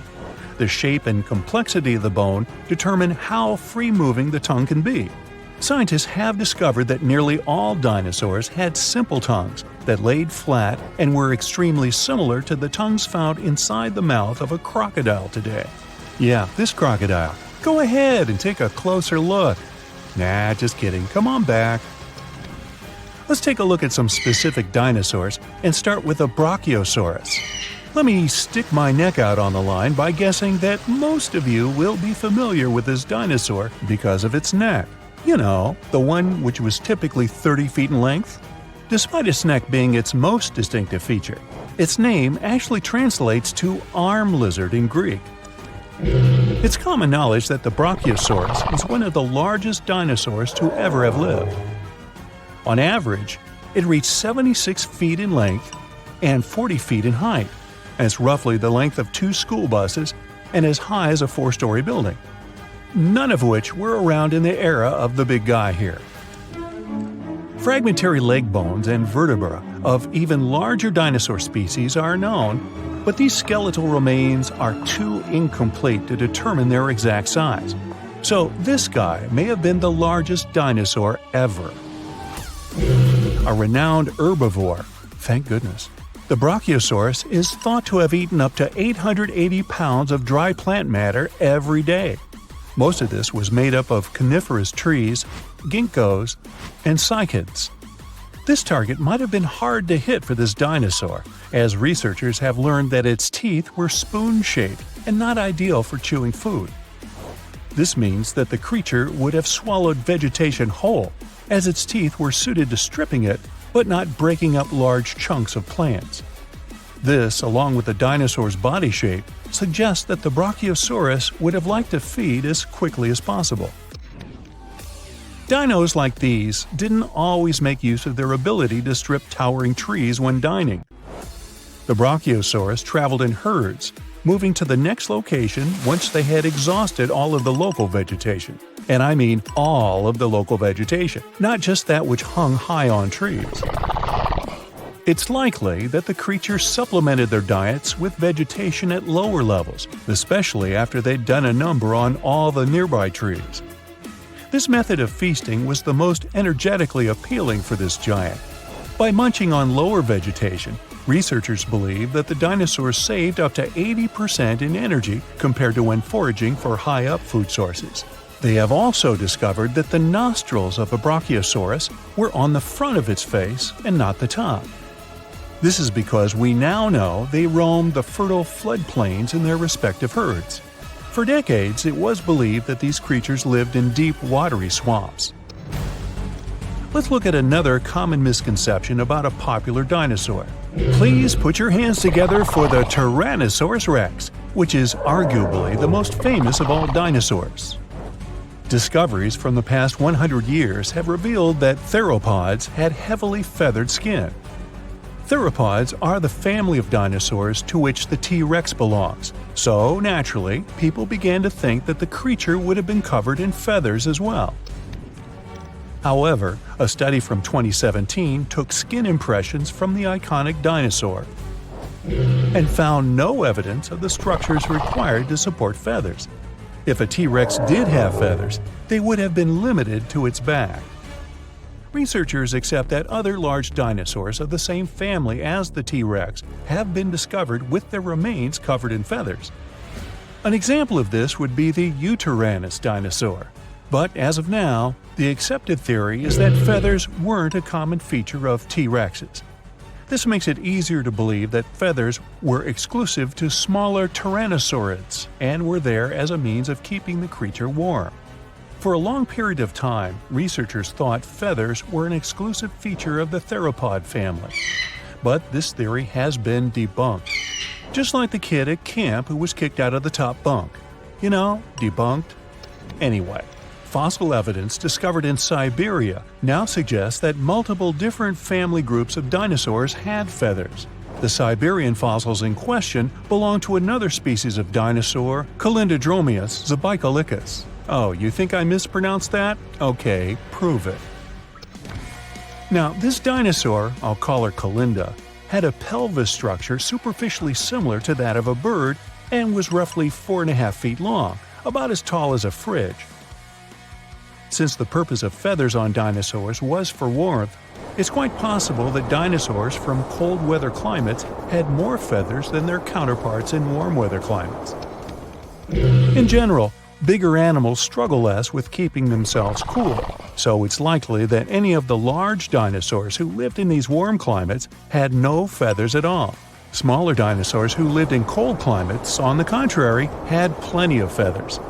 We now even understand what some of the designs and patterns of these feathers on dinosaurs looked like, thanks to the discovery of an ornithomimus, complete with feather and skin impressions. The name of this dinosaur is derived from Greek and actually translates to bird mimic. They were typically 11.5 feet in length, nearly as tall as a giraffe, and despite being omnivorous, had no teeth. Its other distinctive features include 3 fingers, which were all unusually the same size and length. And despite their thin-boned skulls, they also had large brain cavities. Their legs were extremely long, in particular their foot bones. Combine this with their toothless beaks and long necks, and yep, it must have looked a lot like an ostrich. Although they're not as big as the Brachiosaurus or dinosaurs in general, they are bigger than any other bird in the world. And it wasn't just the body limbs of an ornithomimus that made it resemble an ostrich. They also had very similar feather patterns. Their heads, necks, and lower legs were mostly bare of feathers, but the rest of their bodies were well coated in downy plumage. This is what you call a bird's layer of feathers as a whole. It's possible, like an ostrich, that the dinosaur would have used this unusual feather pattern to regulate its body temperature. Despite some dinosaurs possessing feathers like birds, on top of also being their distant relatives, dinosaurs didn't have the type of feathers required to fly for most of their existence. Feathers found in fossil impressions or preserved in amber have allowed researchers to gain insight into why these creatures weren't very aerodynamic. The structure of these feathers appears to be very simple, with a poorly defined and flexible central shaft. These feathers would have better served any dinosaur as a fashion statement, as they would have helped attract the attention of other dinosaurs. These feathers also would have had the ability to regulate body temperature. Surprised to hear that dinosaurs had ostrich-like feathers? Wait till I tell you that their prehistoric distant reptile cousins had something that looked like fur. Allow me to introduce you to the pterosaur. Its name is derived from Greek and translates to winged lizard.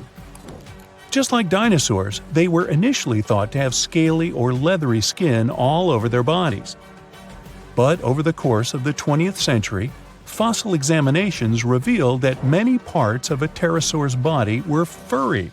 The wingspan of a pterosaur could reach the length of over 23 feet, about as long as a London bus. Its toothless jaw was very long and resembled that of a pelican. How could something that looks like a pelican be so terrifying? These creatures were coated in pycnofibers. Those were simple structures, feather-like in composition, but strand-like and fuzzy like fur. Further research suggests that some parts of the pterosaur's body had more complex kinds of feathers with branching strands. If this is accurate, it would be the first time feathers were found on an animal that was neither a dinosaur nor a bird. The problem with that asteroid that destroyed dinosaurs was not that it fell, but where it fell. This colossal space rock found the worst place where it could land. Also, the angle at which it hit the ground was the most unfortunate. If it had fallen vertically, there would have been less destruction. But it fell at such an angle that it threw a huge amount of dust into the air. After the disaster occurred, tons of soot started burning. 65 million years ago, only 13% of Earth's surface contained the right amount of sulfur and oil needed to form a colossal amount of soot. If the asteroid had fallen on the other 87% of the territory, dinosaurs could still be living today, but it hit the worst place and lifted 1 million tons of burning material into the sky. A cloud of incandescent particles covered the sky and set off on a journey across the mainland. Then, these particles settled on the ground and caused large-scale fires. Trees were burning and sending more soot into the sky. But the asteroid collided not only with rocks, it fell on the coast in a place where the seabed was filled with sulfate. As a result of the collision, it started burning, which caused the release of sulfuric acid into the atmosphere. The air became poisoned. It seems the dinosaurs didn't stand a chance. And now, let's imagine the asteroid falling in another place, somewhere in the middle of the ocean. Huge waves flooded part of the land, but almost all kinds of dinosaurs survived. Or even better, the rock could have fallen somewhere in the desert and left behind a giant crater. That's all. Yes, several dinosaurs passing by wouldn't have survived the collision, but the situation wouldn't have been so critical in general. So, giant lizards remain dominant on our planet. They don't allow other animals to develop since Tyrannosaurus and other ferocious reptiles hunt mammoths and other ancient creatures. The population of mammals is decreasing. Velociraptors are fighting for territories with saber-toothed tigers and giant bears. A struggle for survival between dinosaurs and other animals begins. Then, the Ice Age comes, and some reptiles don't survive. Then, new players enter the field. Those are humans' early ancestors. Living side by side with dinosaurs is difficult. Lizards attack settlements and caves, so people have to build high walls for protection. By the way, the Tyrannosaurus poses less danger to people than you might have thought. According to the latest research, many creatures were able to run away from this monster. Yes, you probably saw how easily they caught up with cars in the movies, but it wouldn't be as scary in reality. Paleontologists and biologists have analyzed the strength of dinos' bones and found out that the creature couldn't reach high speeds. The maximum it was capable of was running twice as slow as a field athlete. Thousands of years have passed. People have learned to live with dinosaurs. They've even managed to tame some lizards. They've domesticated herbivorous dinosaurs to develop agriculture. Triceratopses and bulls now plow fields together. Imagine farms swarming with diplodocus or brachiosauruses. People climb their long necks and pick fruit from high trees. Stegosauruses protect pastures from wolves and velociraptors. Dinosaurs with shells, such as ankylosauruses, help people cross deserts. They, along with camels and donkeys, carry heavy loads. People share the planet with ancient lizards and live in harmony. The situation in the seas and oceans is much worse. Sea reptiles attack wooden ships and catch all the fish. Imagine that you're sailing to another continent with tons of grain, fabrics, fur, and other goods. And then a giant mosasaur appears on the horizon. It's one of the most powerful sea lizards. A great white shark looks like a small fish next to it. The creature could easily defeat a megalodon. and then it comes across a wooden ship. It bites into the deck and pulls the whole boat underwater. Water dinosaurs are the main obstacle to communication between countries. This slows the progress down for 100 years. People built metal ships to withstand the attacks of the mosasaur. And finally, they managed to establish sea connections. A similar problem occurs when the first planes take off into the sky. Imagine you're flying on a passenger Boeing. You look out of the window and see a pterodactyl. Wait, it's impossible. These winged lizards aren't so fast, but they can catch up with a helicopter or some old biplanes.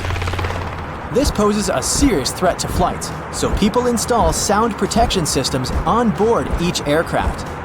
Pterodactyls hear irritating ultrasound from a distance and fly as far away from it as possible. People equip submarines and ships with the same sound shields. Then, after people have learned how to defend themselves from dinosaurs, another problem appears. Lizards are the kings of wildlife, so they displace all other animal species.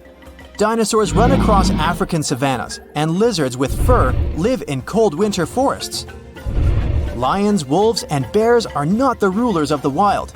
Rhinos fight with Parasaurolophuses. Stegosauruses attack hippos and take away their territories. Venomous dinosaurs live in jungles. Lizards that can climb trees scare monkeys. Imagine a reptilian ape jumping from one branch to another.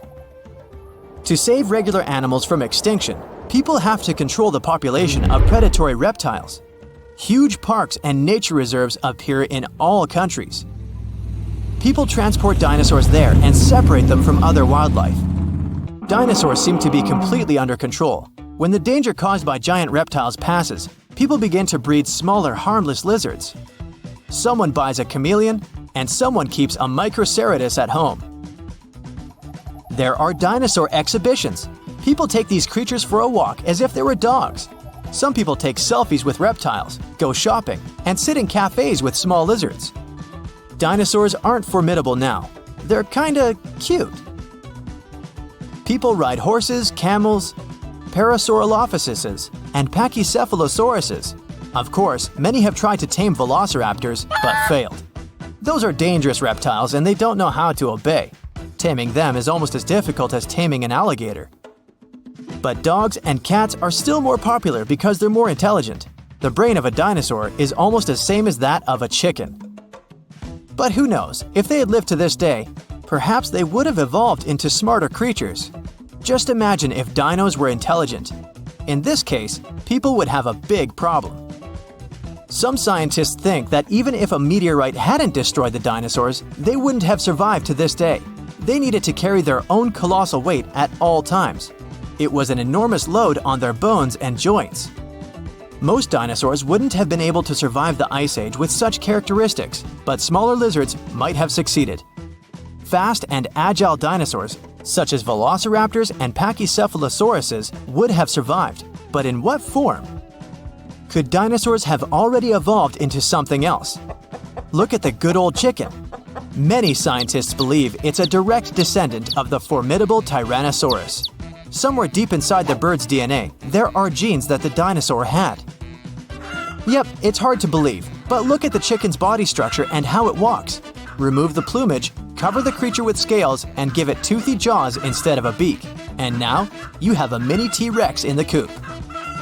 And by the way, not only chickens might be the relatives of giant lizards, many birds are dinosaurs' living descendants. Surprisingly, alligators, snakes, crocodiles, and monitor lizards are not as close to ancient reptiles as pelicans, storks, and other flying creatures. Over millions of years of evolution, the paws of dinosaurs turned into wings, and toothy elongated jaws ended up as beaks. The genetics of birds is the key to understanding dinosaurs. Pelicans are similar to pterodactyls, ostriches to velociraptors. Perhaps many other animals also share some genes with ancient lizards. If the meteorite hadn't fallen, all dinosaurs would have evolved into completely different, unusual creatures. Scientists want to carefully study the DNA of birds and try to reverse evolution with the help of genetic engineering. They hope to breed dinosaurs out of eggs one day. But to do this, they need to find a specific genome that hasn't changed over tens of millions of years. It hides in the DNA, and it's not so easy to find it and extract it. Do you think we will see powerful reptiles by 2050? Now, one of the most common animal myths is that mice love cheese. It popped out a long time ago, probably as early as when people started storing food. Since mice are regular visitors to human homes, they were constantly looking for food they could eat. People used to store grains in glass jars. They also kept their meat hanging up high. But they'd lay the cheese on the shelf, which was an easy target for all the unwelcome pantry visitors like mice. So they ate it because they couldn't reach anything better.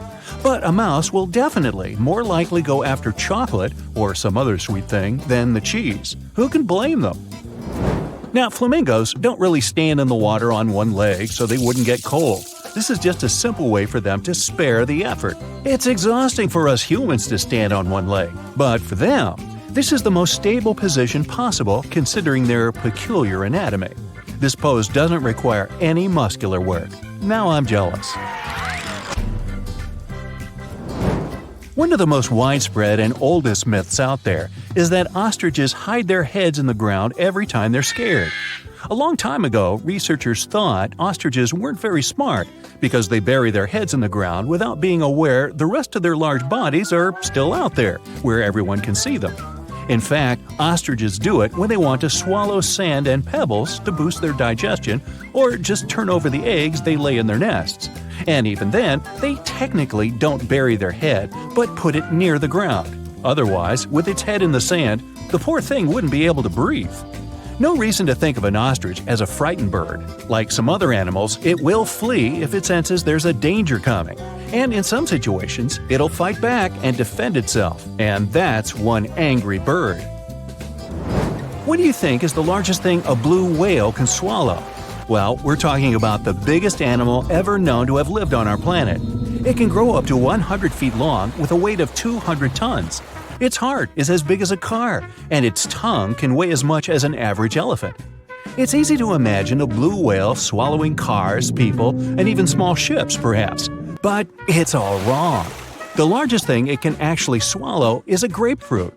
Its throat can take the size of a small salad plate. Whales feed on small fish, plankton, and marine crustaceans, so they don't need a bigger throat. But we wouldn't be able to survive the juices inside a blue whale's stomach anyway. It would finish us within 15 seconds, similar to how long we'd last in space without a spacesuit. So don't try this. Camels don't store water in their humps. We're talking about animals with extraordinary resistance to some pretty extreme conditions. They can survive even when drinking water only every 8 to 10 days. But not because they have a secret stash on their back. It's because, when they have a chance to drink, they will swallow 50 gallons of water at one sitting. They mostly use it to replenish 30% of their total body weight, an amount they can lose by dehydration. So, they lose a lot of water but quickly regain it. Their humps are where they deposit fat, but it's not for producing water. The oxygen camels would need to inhale would cause them to lose too much water because it would evaporate through their lungs. That's why they use fat as a nutritional source for energy. This helps them survive in arid regions and times of scarcity. Now, it's a myth that anteaters vacuum ants using their noses. They don't go around looking for ants and hoovering them through their long snouts. Anteaters have very long tongues. Giant anteaters have tongues that go up to 2 feet long. It's the shape of a strand of spaghetti and covered in spiny hooks and sticky saliva that traps ants, up to 160 times in a minute, which means they eat up to 20,000 insects in a single day. That's a lot of bugs. They open anthills using their claws and then do the rest of the work with the tongue. They don't have teeth, so they only swallow all the insects they catch. Movies might have given you a false sense of security when it comes to dinos. Nope, standing very, very still couldn't save you from a raging T-Rex coming after you. It's a myth. The Dino King had bad vision. These beasts may have seen better than modern-day raptors. They had excellent depth perception, something present in today's animals such as eagles and hawks. Even if, by some miracle, the Dino King can't see you or thinks you're just a small tree or some other object because you're standing so still, they had a pretty good sense of smell. So, the better option would be to run because the T-Rex is not as fast as scientists used to think, up to 33 miles per hour. Considering their anatomy, they could move at a speed of 12 miles per hour. Anything faster than that would have caused serious bone damage. But this didn't stop them from ruling the animal world because there were plenty of dinosaurs way slower than them, so they didn't have to worry about food. Another misconception states that owls can spin their heads, neither more nor less than 360 degrees. Their head spinning does have its limit, 270 degrees in one direction. Since they can turn 270 degrees to the left and right, owls have a 540-degree range of motion. Don't worry, if you touch a butterfly's wings, the animal won't lose its ability to fly. It will survive, despite the common myth that says the opposite. Butterfly wings have scales. When you touch them, some scales might shed off, but it's not a bad thing, because they shed off naturally too. Because of sheddable scales, they can escape more easily if they get stuck and trapped in spider webs.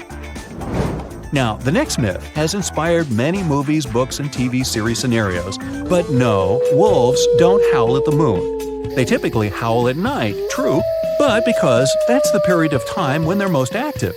They'll also look up while howling since this helps the sound travel. That way, other wolves will hear them from around 6 to 7 miles away. And that's why they howl in the first place, to communicate with each other. They make specific sounds for a certain situation. For example, to help a wolf that lost its pack find its way home. The moon just happened to accidentally be there while wolves were communicating. Okay, giraffes only need 30 minutes of sleep a day. That's another myth. They sleep about 4.5 hours daily. It's not that unusual for animal species that are most active during daylight. Studies also showed giraffes usually lay down to sleep for less than 11 minutes at a time. Many people believe moles are blind. These small burrowing mammals actually can see. It's just their vision is really poor and only adapted to recognize light. They're also colorblind.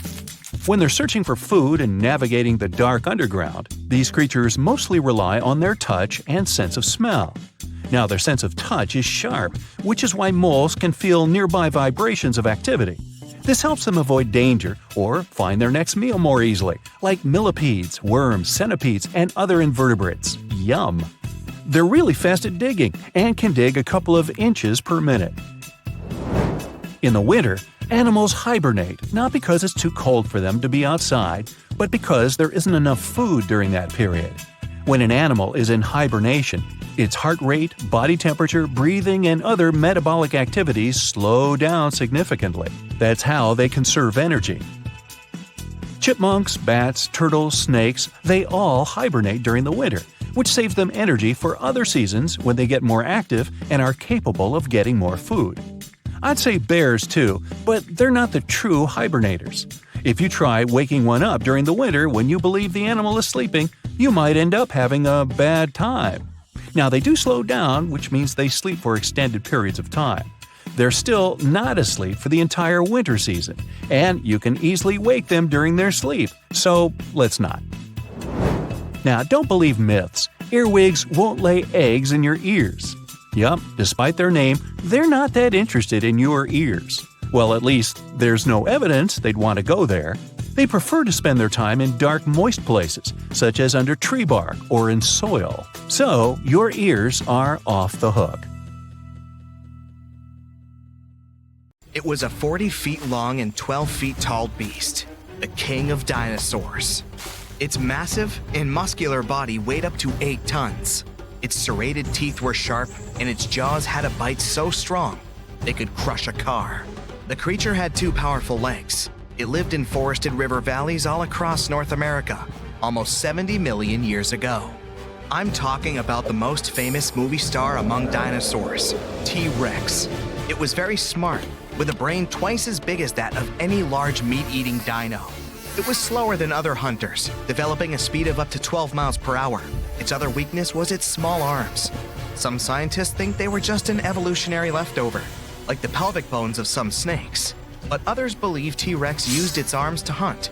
Its 4-inch claws helped the animal out. T-Rex was undoubtedly frightening, but surprisingly, there were even scarier dinosaurs in the past.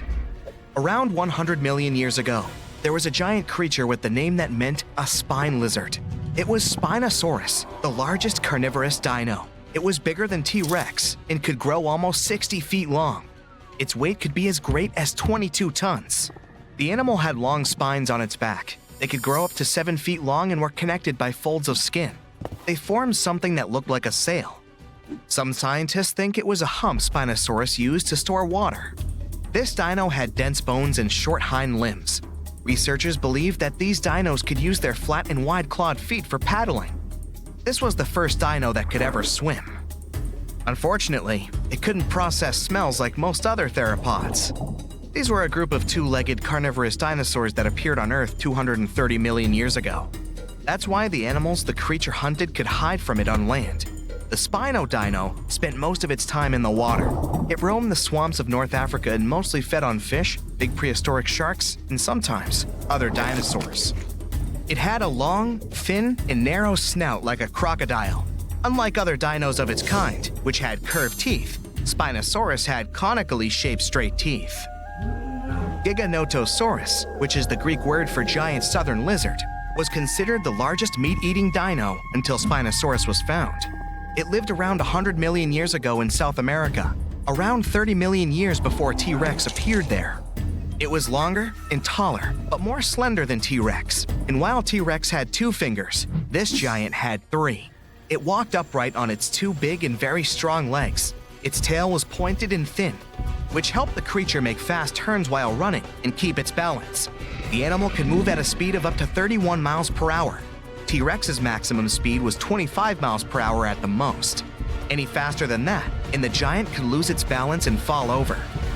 Giganotosaurus had 2 arms with sharp claws. It was mostly an opportunistic meat eater feeding on everything it found on its way. Its bite wasn't as strong as T-Rex's, but it still managed to deal with some bigger animals, like herbivore dinosaurs. Maybe there was even an Argentinosaurus among them, the biggest animals ever found. It's hard to imagine how Giganotosaurus could take down a 50-ton beast on its own. That's why scientists think they may have hunted in groups. The animal's only weakness was its small brain. It was twice smaller than T-Rex's. This means the T could at least win a chess game. Big retractable sickle-shaped claws in the creature's feet are great for cutting. Ladies and gentlemen, welcome Utahraptor. That's a mini T-Rex that lived 125 million years ago. If a big T-Rex was coming for you, you could hide under a rock or some other place where it wouldn't be able to reach you. But there would be no place where its mini version couldn't follow you. Discovered in Utah, strong, toothy, and armored with huge claws, more than 9 inches long, an adult Utahraptor was 20 feet long and 5 feet tall at the hip. These creatures were covered in feathers. This is why fully grown animals look like gigantic turkeys. The Utahraptor's main weakness was their size. They were a bit smaller than many other dinos, but these guys made up for that by hunting in packs. Allosaurus, which means a different lizard in Greek, was a massive carnivore reaching 40 feet in length and weighing 2 tons. It roamed the Earth around 150 million years ago. Similar to T-Rex, this dino had strong back legs and a large snout. Its mouth was full of sharp teeth. The animal easily lost them when eating, but they usually grew back. Allosaurus was already fully grown by the age of 15, and its lifespan was around 28 years. The creature had a short neck and a long, narrow skull, disproportionately big compared to the rest of its body. This dino also had a pair of horns above its eyes and ridges along the top of its nasal bones leading to those horns. Allosaurus chased big herbivore dinosaurs. When several Allosauruses gathered in a group, they could take down even such colossal creatures as Apatosaurus. But scientists still doubt if they could cooperate, because these dinos were generally not too friendly toward one another. Some of the animal's bones had an hourglass shape, which made them lighter and reduced their strength. They were similar to the hollow bones modern birds have. Another weakness of this dino was its bite. It was less powerful than that of some modern animals, like lions, alligators, or leopards. Scientists think Allosaurus may have used its skull as a hatchet. The Rhizinosaurus was one of the freakiest dinos out there. It lived 100 to 60 million years ago.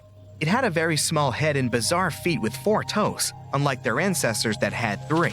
Its body was covered with feathers. This weirdo had the longest claws scientists have ever recorded. They were 3 feet long each. These claws were curved and sharp. The dino used them to collect plants for lunch. Scientists are still not sure if this creature was a herbivore or carnivore, or both. The dino had a long neck. There were no teeth in its upper jaw. Its wrist bones were like the ones modern birds have. The Rhizinosaurus might have evolved from a meat-eating to plant-eating animal throughout time.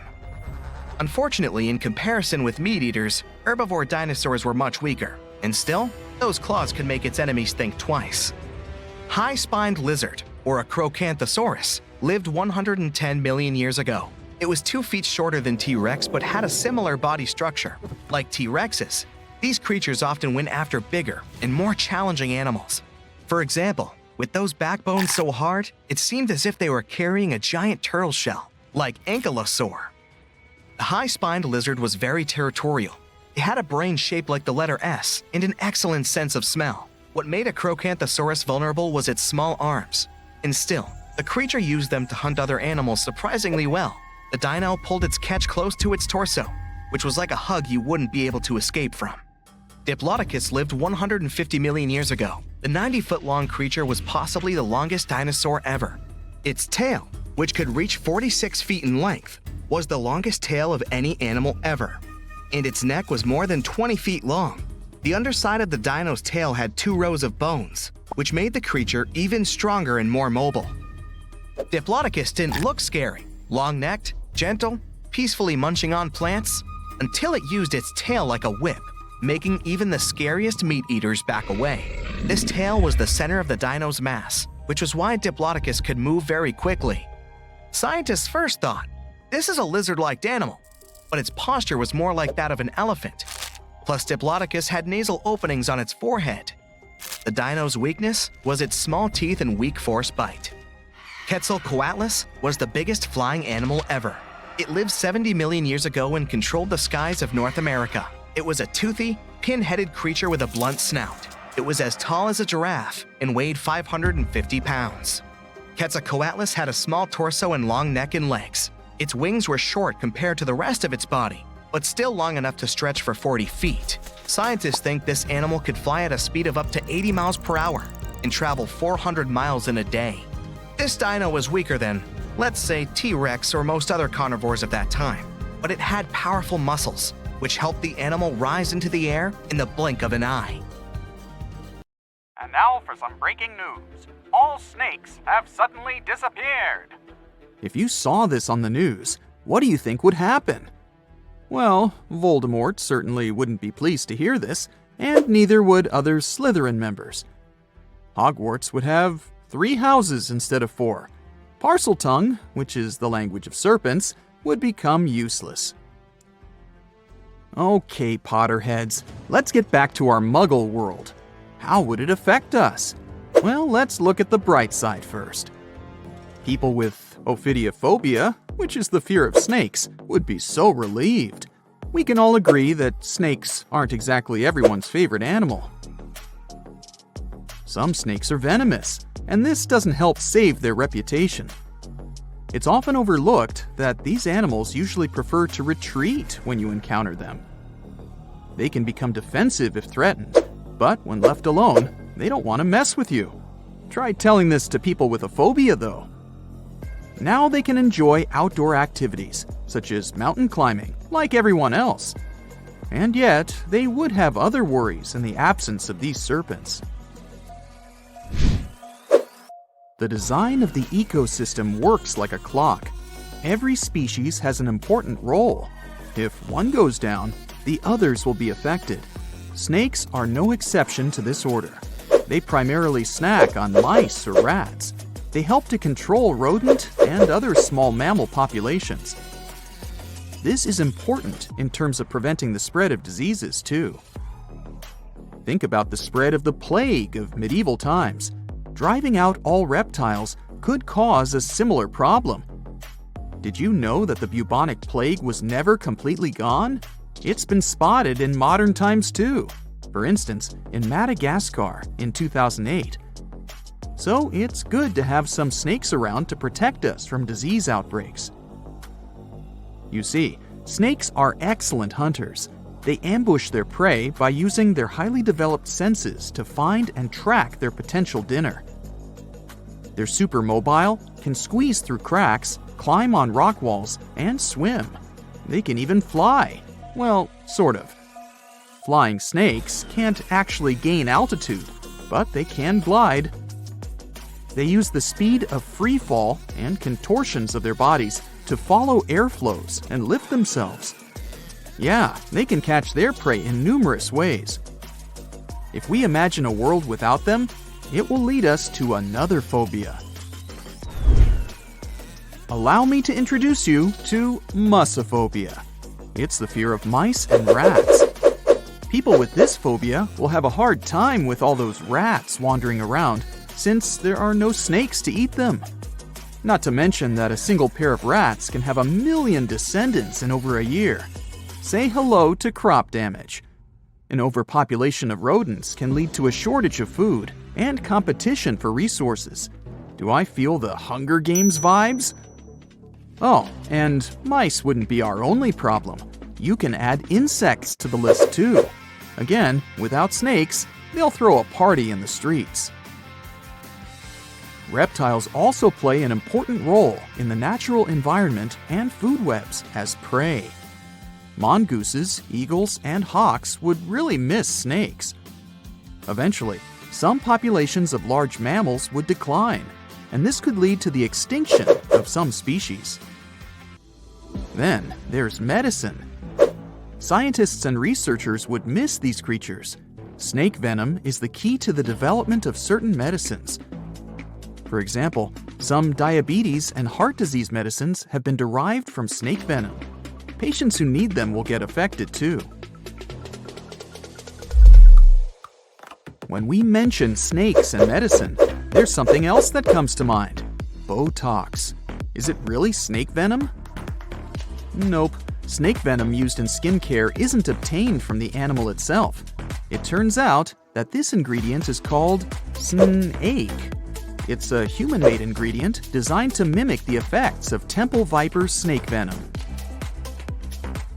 Now let's picture what life would really look like without snakes.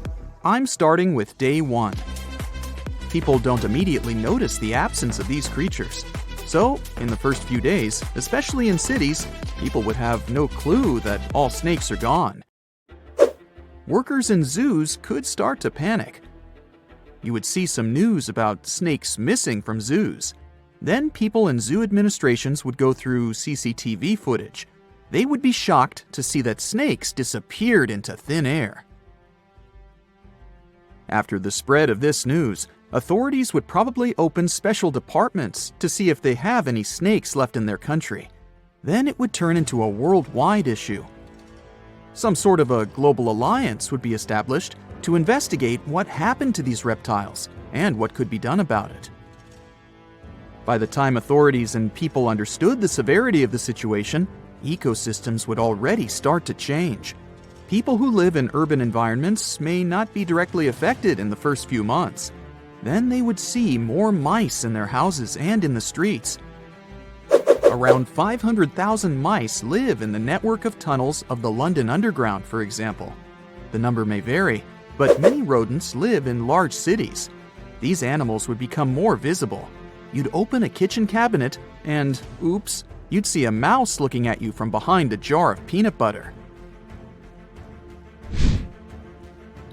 New career opportunities would arise, since the demand to live in a mouse-free environment would skyrocket. Authorities might introduce new taxes to raise money to handle this new situation. After all, they would need to provide people with safe places to live. Of course, it would be not only urban places that would be affected by the absence of snakes. The countryside would have even more problems. Without snakes, the number of pests would increase. These animals would start destroying crops and habitats of other animals, and farmers would be in serious trouble. Authorities would need to support people living there and find ways to protect the environment, which would be their top priority. Researchers and scientists would have to take a huge responsibility. Maybe they'd create artificial snakes that could be nutritious like real snakes, so that animals like eagles would hunt them and continue to live. What artificial snakes would look like is a mystery. I can't imagine them. I'll just leave it to you. If we flashed forward to 5 years from the first day of the world without snakes, we would face an entirely different world. Maybe we would have a special day for it, the 5th anniversary of the world without snakes. The changes would be obvious, but by that time, people would have probably got used to living in that different world. Some restaurants would have already made changes to their menus. Goodbye to snake soup. Then there would be new museums dedicated to snakes. You'd be able to read about the story of their evolution and see their fossils. Maybe you'd stop by the museum souvenir shop to buy a snake-shaped pen for your friend. Lastly, we would still be looking for alternatives to snake venom in the field of medicine. I mean, it's a relief for people who show allergic reactions to snake bites, but these animals are crucial for some studies and medicines. So, researchers would still be busy trying to find alternatives that could replace snake venom. If we went 200 years ahead in time, we would see a world where people have fully accepted that snakes are gone for good. So much so that younger people would only know that there was an animal named a snake that once lived on this planet. They would get to know this animal from history books and videos. Coloring books would have a cat or a dog, but not a snake. Mythical creatures like Medusa and Shamaran would become even more mystical and interesting. Oh, and we wouldn't compare a sneaky person to a snake anymore. There would be a new definition for them. We've survived the Ice Age, meteorites, and many other challenges, so we'll probably figure something out. Fingers crossed that this scenario never gets real, though. Do you have any other version of how events could unfold in a snakeless world? Psst, run! Really, it's not safe out there. There's a saber-toothed tiger lurking around. You better be careful. What are you doing? Don't peek. Okay, just one little peek. How's this possible, you ask? That's because you're in virtual reality, of course. These cool but very dangerous-looking big cats were alive during the last Ice Age. What if they decided to show up at your doorstep out of nowhere? Knock knock, a saber-toothed tiger is waiting for you to buy its cookies. Meanwhile, the coelacanth, this massive-looking fish, comes from a lineage that's been around for over 300 million years. We thought they didn't exist anymore until 1938, that is, when a live coelacanth was found again. Since then, they've been roaming the waters of the east coast of Africa and the waters of Sulawesi, Indonesia. Man, I wouldn't want to go for a swim and meet one of these fellas face to face. Their jaw has an intercranial joint, which means their mouth opens up by a lot. This is so they can eat large prey, like me. Not good. They're huge, too. Imagine a fish that's as long as you're tall and weighing as much as an average human. The takahe, a flightless bird, was thought to be gone in the year 1898. They're very cute, small and multicolored, usually not taller than your knee. But picture this. You're out for a hike in the Murchison Mountains. Looking around, you spot the bird you thought was extinct. But there they are, as happy as ever, surviving and chilling. Whole colonies of takahes was indeed found just 50 years after they were pronounced extinct. Good job, tiny little birds. A singing dog. Ever heard of those? Riley does sing sometimes when he's bored or hungry, but these are real performers. New Guinea singing dogs. They've been only recently discovered again in the wild for the first time in 50 years. Still, they were never completely extinct to begin with. New Guineans made sure they were safe next to them. But in the wild, very rare and hard to catch a sight of. Look, there goes one. The New Guinea singing dogs are called so because of their famous high-pitched singing. They sometimes sing together, too. A dog choir of sorts, where they all howl together. I bet they sing better than I do in the shower. Not going far from this area, we have bats, but these ones are sort of different. You see, their ears are enormous. I guess that's why they're called the New Guinea big-eared bats. Clever. The species was found again when one of them was accidentally caught in a bat trap. Until then, I guess they were playing hide-and-seek with us, because up till 1890, they had been thought to be gone. They're still not out of the danger zone because of habitat loss.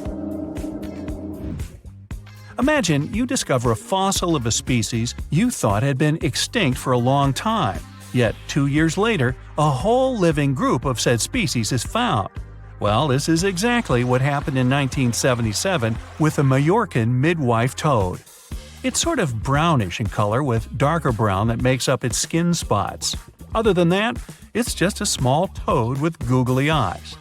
The group of live toads was found close to where the fossil was, on the island of Majorca. There aren't many of them left, about 500 in fact, and as of right now, they're declared vulnerable by the International Union for Conservation of Nature. Now, are you a fan of tortoises? You will be when you take a look at this huge beauty. It's called the Ferdinanda Island Galapagos tortoise.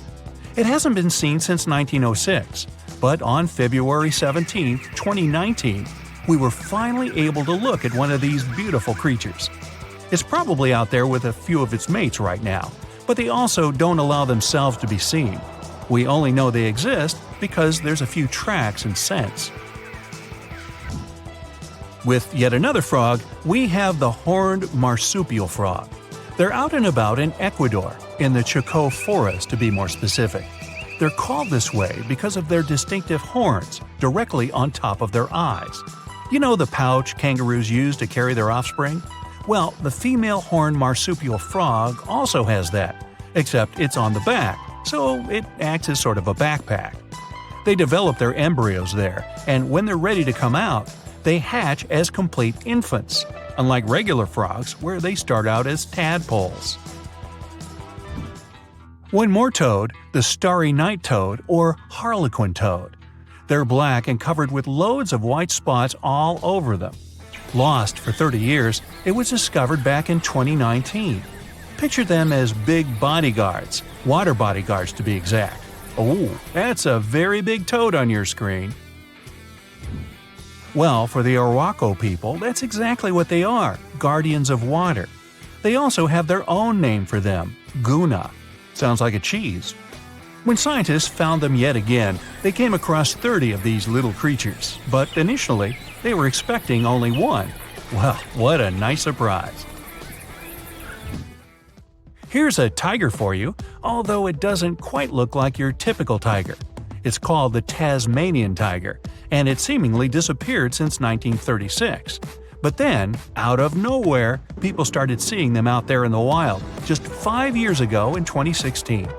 They sort of resemble dogs more than tigers, or a fox maybe. Just take a look at its muzzle. Maybe even a mix of both. Then, a few others started popping up too.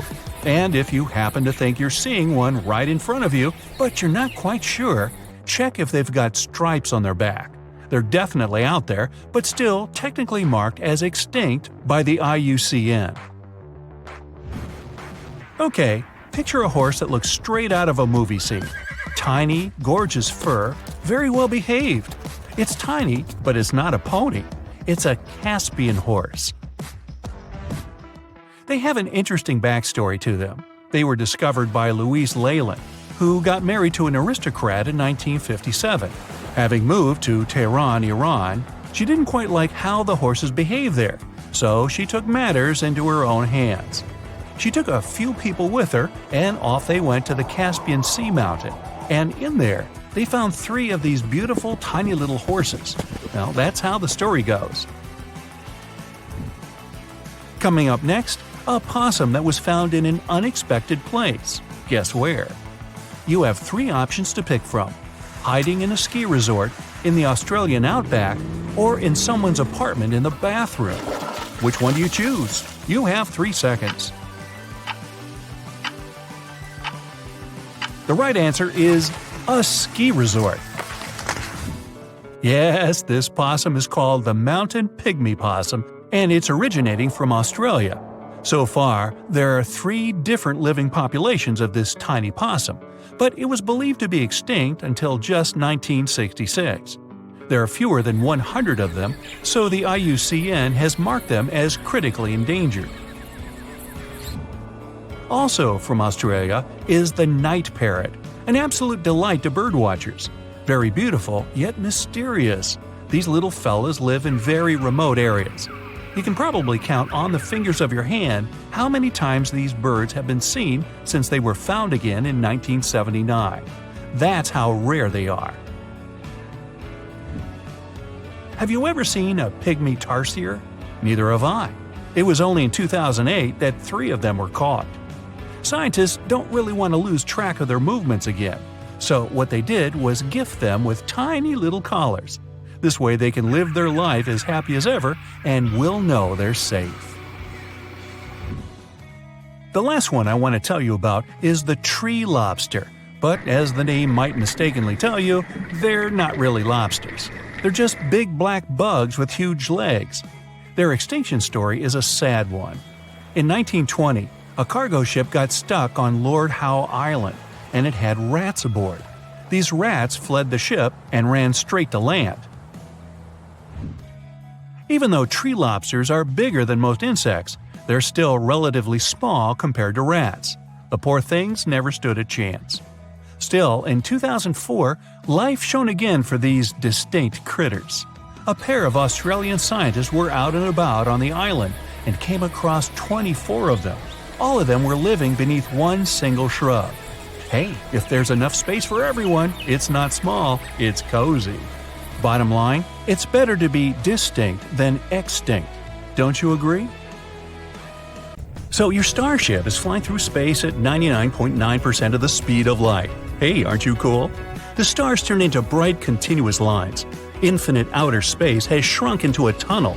A bright flash ahead. Boom! Starship shoots out of the tunnel like a cork. You see the ancient Earth. The computer says you went back 70 million years. You're a paleontologist of the future who traveled through time for one purpose: to see with your own eyes the most underappreciated dinosaur in history. You have come down to Earth and are walking through the jungle. Suddenly, you hear a mighty roar. There's a dinosaur coming out of the trees. It's more than twice your height and weighs as much as 4 cars. Scientists have found only 2 huge arms left of this dino. For 60 years, Dinochirus has been a major mystery in paleontology. Now we can see this creature in its entirety. They managed to find a complete set of fossils in Mongolia. Translated from Latin, the name of this dinosaur means terrible hand. Apparently, this dino was lousy at playing poker. Dinochirus is an animal cocktail that nature has prepared to make you both shriek and laugh. Let's take a look at it from the point of view of the evolution itself. First, we take the T-Rex. Dinochirus and the king of the dinosaurs are about the same size. From the T-Rex, we'll only leave the powerful hind legs and the long tail. Instead of small forelimbs, we'll attach mighty 8-feet-long arms. And let's not forget about the fingers with razor-sharp claws. Each claw is as long as a kitchen knife. Then we add a hump like a camel's, a neck like an ostrich's, and a horse's head. And instead of a toothy mouth, we put a duckbill. Now our Dinochirus is ready. It also has long and sharp claws on its flat feet. Such broad soles help it walk along the river bottom and not sink into the silt. Most scientists believe it was covered in feathers too.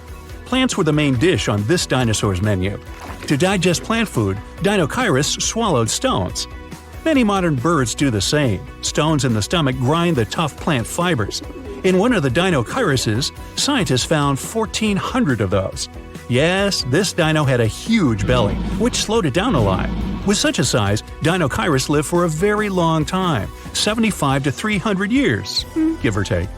In a 100-million-year-old piece of amber, they found strange bones. They belong to the smallest dinosaur known to science. Take 2 paper bills from your wallet. This dino weighed the same. It was about the size of a modern hummingbird. Scientists don't know what the tiny dinosaur looked like more, a lizard or a bird, but they're pretty sure it could fly and hunted insects. Over 100 sharp teeth confirm that. What happens when you cross a chicken and a crocodile? You get one of these bad guys, a Hesperonychus. This dinosaur was small but had quite an attitude. It lived in North America and probably hunted mammals. It weighed only 4 pounds and was covered in feathers like a chicken. If the sloth was a dinosaur, it would look like a Suzhou lizard. It moved on 2 legs, was as tall as a modern giraffe, but weighed 3 times as much. Suzhou lizard had feathers on its body, and a long neck helped it look in all directions. Overall, the tail of this dinosaur made it look like a giant rat on 2 legs. When scientists first saw the fossils of this animal, they didn't believe they were real. The Hulskaraptor looks like a hybrid of a velociraptor and an ostrich, only this dino was the size of a goose. The creature's strong hind limbs confirmed that it could walk on land. The dinosaur hunted fish, diving underwater for its prey.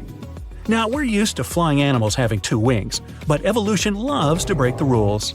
The Microraptor had 4 wings. Strong feathers were attached to each of those. The dinosaur weighed no more than 2 pounds. Its feathers were black and shiny like a crow's. There are no birds on the planet that have 4 wings. That means they evolved from 2-winged dinosaurs. Microraptor was the dead-end branch of evolution that didn't give way to any new species of animals.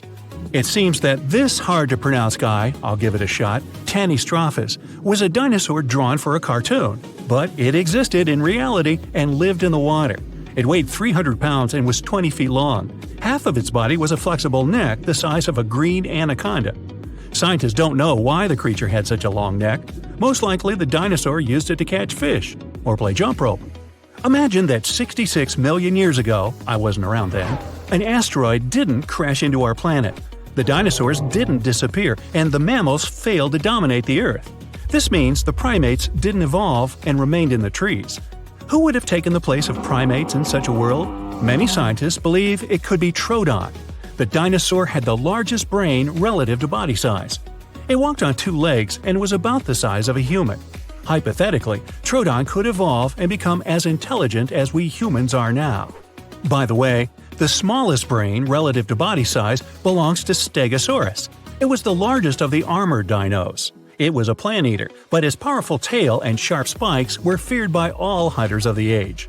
A Stegosaurus weighed almost 4 tons, but its brain was meh, not much larger than a hot dog. Pagomastax was no bigger than a domestic cat, and it ran wild and free in Africa 100 to 200 million years ago. Imagine a bipedal lizard that looks like a parrot. Pagomastax was covered both with feathers and porcupine-like quills. It had a beak, but 2 sharp fangs grew from the lower jaw. Still, the creature's scary appearance is deceiving. The dino ran fast and could bite hard, but it was a peaceful plant eater all the same. Now, this one, Linhenicus, lived 80 million years ago. It resembled an ostrich that weighed like a medium-sized parrot. It could run quickly and hunted insects. Instead of arms, this dinosaur grew 2 tiny fingers with claws on their ends. It's the only one-fingered dinosaur known to science. This strange creature was one of the ancestors of modern birds. Jeholopterus was a flying dinosaur, looking as if it came straight from a sci-fi movie. It looked like a cat with bat wings. The creature was feeding on insects, but there's another theory that it could feed like a mosquito. This dino landed on the backs of large dinosaurs and pierced their thick skin with sharp fangs. Now, this is a fairy tale unicorn. It's as white as snow, beautiful and graceful. And this is a Qingdao lizard, the real-life prototype of that horned horse. A bony horn more than 15 inches long grew on its head. Perhaps the horn helped float in the water, attract partners, or make different sounds. The fairy tale unicorn is definitely cuter than this prehistoric creature. Our next guy, Inostrancevia, resembled a cross between a lizard and a tiger. Imagine an animal that weighs as much as 5 wild boars, with the body length of a sedan. Limbs with sharp claws, fangs similar to those of a saber-toothed tiger, and powerful jaws. It was one of the most dangerous animals that roamed the planet Earth. It occupied a niche that today belongs to lions, tigers, and other large cats. Next, please.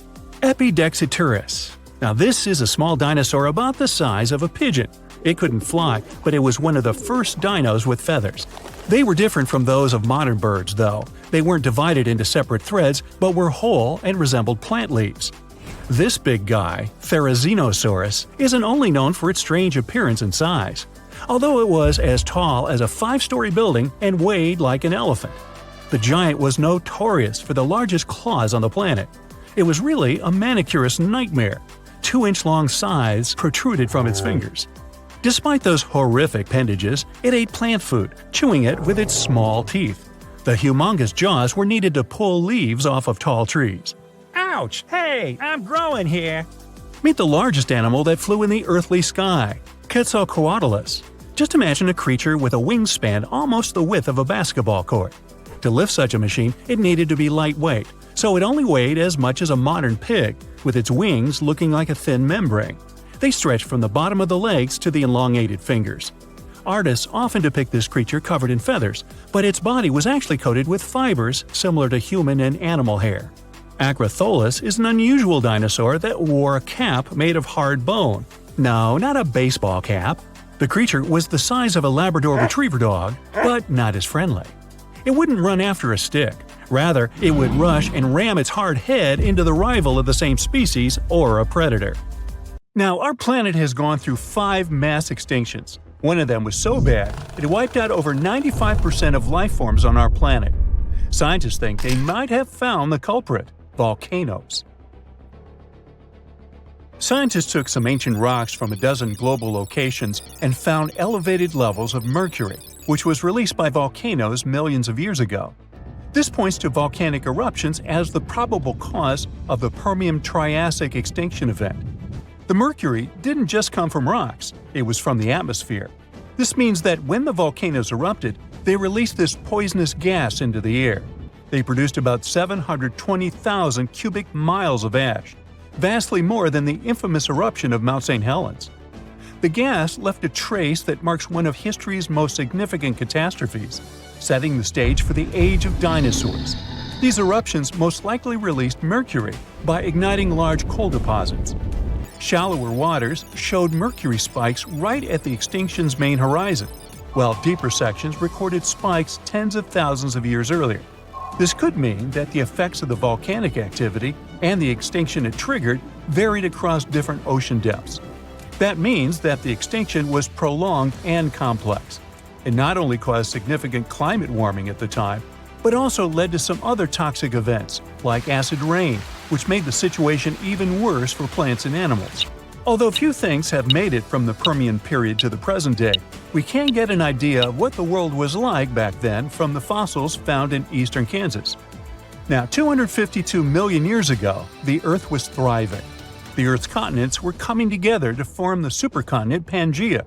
The land was mostly dry, and the Earth looked like a harsh, arid desert, vast stretches of land with minimal water sources. The climate varied from scorching summers to frigid winters. There were some plants here and there, mostly conifers, large ferns, and primitive mosses in places with more water. The Earth was dominated by dinosaur-like creatures like pelycosaurs or therapsids, often called mammal-like reptiles.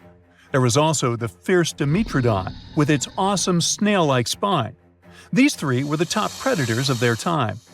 Smaller reptiles and amphibians also populated the landscape, alongside burgeoning insects like beetles and dragonflies, which thrived during that dry time. But all the interesting stuff mostly happened in shallow tropical seas. Marine environments were bustling with life: rich coral reefs, shellfish called brachiopods, animals known as bryozoans, and large single-cell fusilinids, which kind of look like they're covered in moss. Small funny ammonoids were quite popular as well, often hanging out in the oceans alongside brachiopods, bony fish, and sharks. Creepy trilobites, ancient marine creatures that first appeared 500 million years ago in the Cambrian period, but then persisted up to the Permian period. Trilobites were very diverse, active predators to scavengers or plankton eaters. However, almost all these beautiful creatures were about to disappear during the Permian-Triassic extinction. Now, this extinction was truly ruthless. More than 2/3 of amphibian and reptile species disappeared, and nearly 1/3 of all insect species were wiped out. Usually, the insects are resilient survivors, which shows how catastrophic this event was. Among these extinct animals was the terrifying Meganeuropsis, a giant dragonfly with a wingspan of nearly 2.5 feet, once found in central Kansas near Elmo. This place is famous for its rich collection of Permian insect fossils, including ancient crickets and cockroaches. For a while, it was a mystery what exactly happened. Theories range from a massive asteroid strike and natural pollutants choking the oceans of oxygen, to dust clouds, to cosmic volcanic eruptions blocking the sun and cooling the planet. There was evidence for each of these scenarios, but the recent discovery points to the volcanoes theory after all. There's also a possibility that the reason wasn't just the volcanoes. NASA-funded researchers have recently uncovered what might be the fingerprints of this ancient perpetrator, or at least one of its accomplices. By investigating rocks around the globe, they've found evidence pointing to a massive asteroid strike as a possible culprit. They found unusual molecules shaped like soccer balls, known as fullerenes. These molecules contain rare gases that usually come from space. This suggests that an enormous space rock, perhaps as large as Mount Everest, crashed into the Earth, contributing to extinction. There seems like there might have been a series of catastrophic events. The volcanoes were spewing vast quantities of lava and gas that altered the climate, Pangea was forming and disrupting weather and ocean patterns, and an asteroid decided to join in as the cherry on top. Lucky for us, nature is super persistent and always finds its way to be reborn. This just proves how resilient the Earth is. Now, what's interesting is this wasn't the only time that happened. The Late Devonian extinction, which happened around 360 million years ago, is also tied to volcanic activity. Volcanic eruptions and the proliferation of land plants could have altered the nutrients flowing into the oceans. The Triassic-Jurassic extinction, which happened around 200 million years ago, a bit before the dinosaurs, might have also been a result of a volcanoes plus asteroid impact combo. And finally, about 66 million years ago, the last dramatic shift happened on Earth. Our planet went from the age of dinosaurs to the age of mammals. This momentous change is known as the KPG extinction. Just like the Permian extinction, it was a sudden event that ushered in new forms of life. And, once again, there are two major theories about what happened. The most popular theory tells us that the dinosaurs disappeared because of a massive asteroid. The Chicxulub meteorite smashed into present-day southern Mexico, creating the Chicxulub crater. The meteor was about 6 miles wide and hurtling towards Earth at incredible speeds. The impact was so powerful that it vaporized everything nearby instantly and released more energy than any other event in a billion years. The aftermath was catastrophic. Earthquakes shook the continents, and the ground itself heaved like a stormy sea. As the dust thrown up by the asteroid settled, it fell back to Earth like rain, heating up the atmosphere so much that forests worldwide burst into flames. Not far behind was a gigantic tsunami, stirred up by the ocean floor's upheaval, which swamped coastlines near the Gulf of Mexico. Not all dinosaurs perished immediately. In places like New Zealand, some dinosaur populations survived initially. However, a dark, ash-filled sky eventually covered the globe, blocking out the sun and plunging the world into cold and darkness. The long-term effect of the asteroid is what really sealed the fate for dinosaurs. Without sunlight, the food chain collapsed rapidly. Herbivores slowly disappeared, followed by the carnivores that depended on them, and the ash settling back to the Earth exacerbated the environmental upheaval, with fluctuating temperatures making survival tough. But there's another theory that says that, like with the Permian extinction, the asteroid was just the cherry on top. The dinosaur extinction was inevitable because of the volcanoes. Around 1 million years before the dinosaurs' demise, massive volcanic activity began under where India is today. This event created the Deccan Traps, a vast plateau formed from layers of lava that covered an area as large as France. For hundreds of thousands of years, these volcanoes spewed sulfur dioxide and carbon dioxide into the atmosphere. This turned the skies dark and the rain acidic, poisoning food sources and turning oceans into toxic baths. These changes were gradual but relentless, stressing ecosystems, breaking food chains, and leading to a slow but steady decline in many species, including the dinosaurs. Although it's not certain which theory is true, scientists now think that both were equally to blame. Maybe one day we'll have a clear picture of how the reign of the dinosaurs came to such an abrupt end.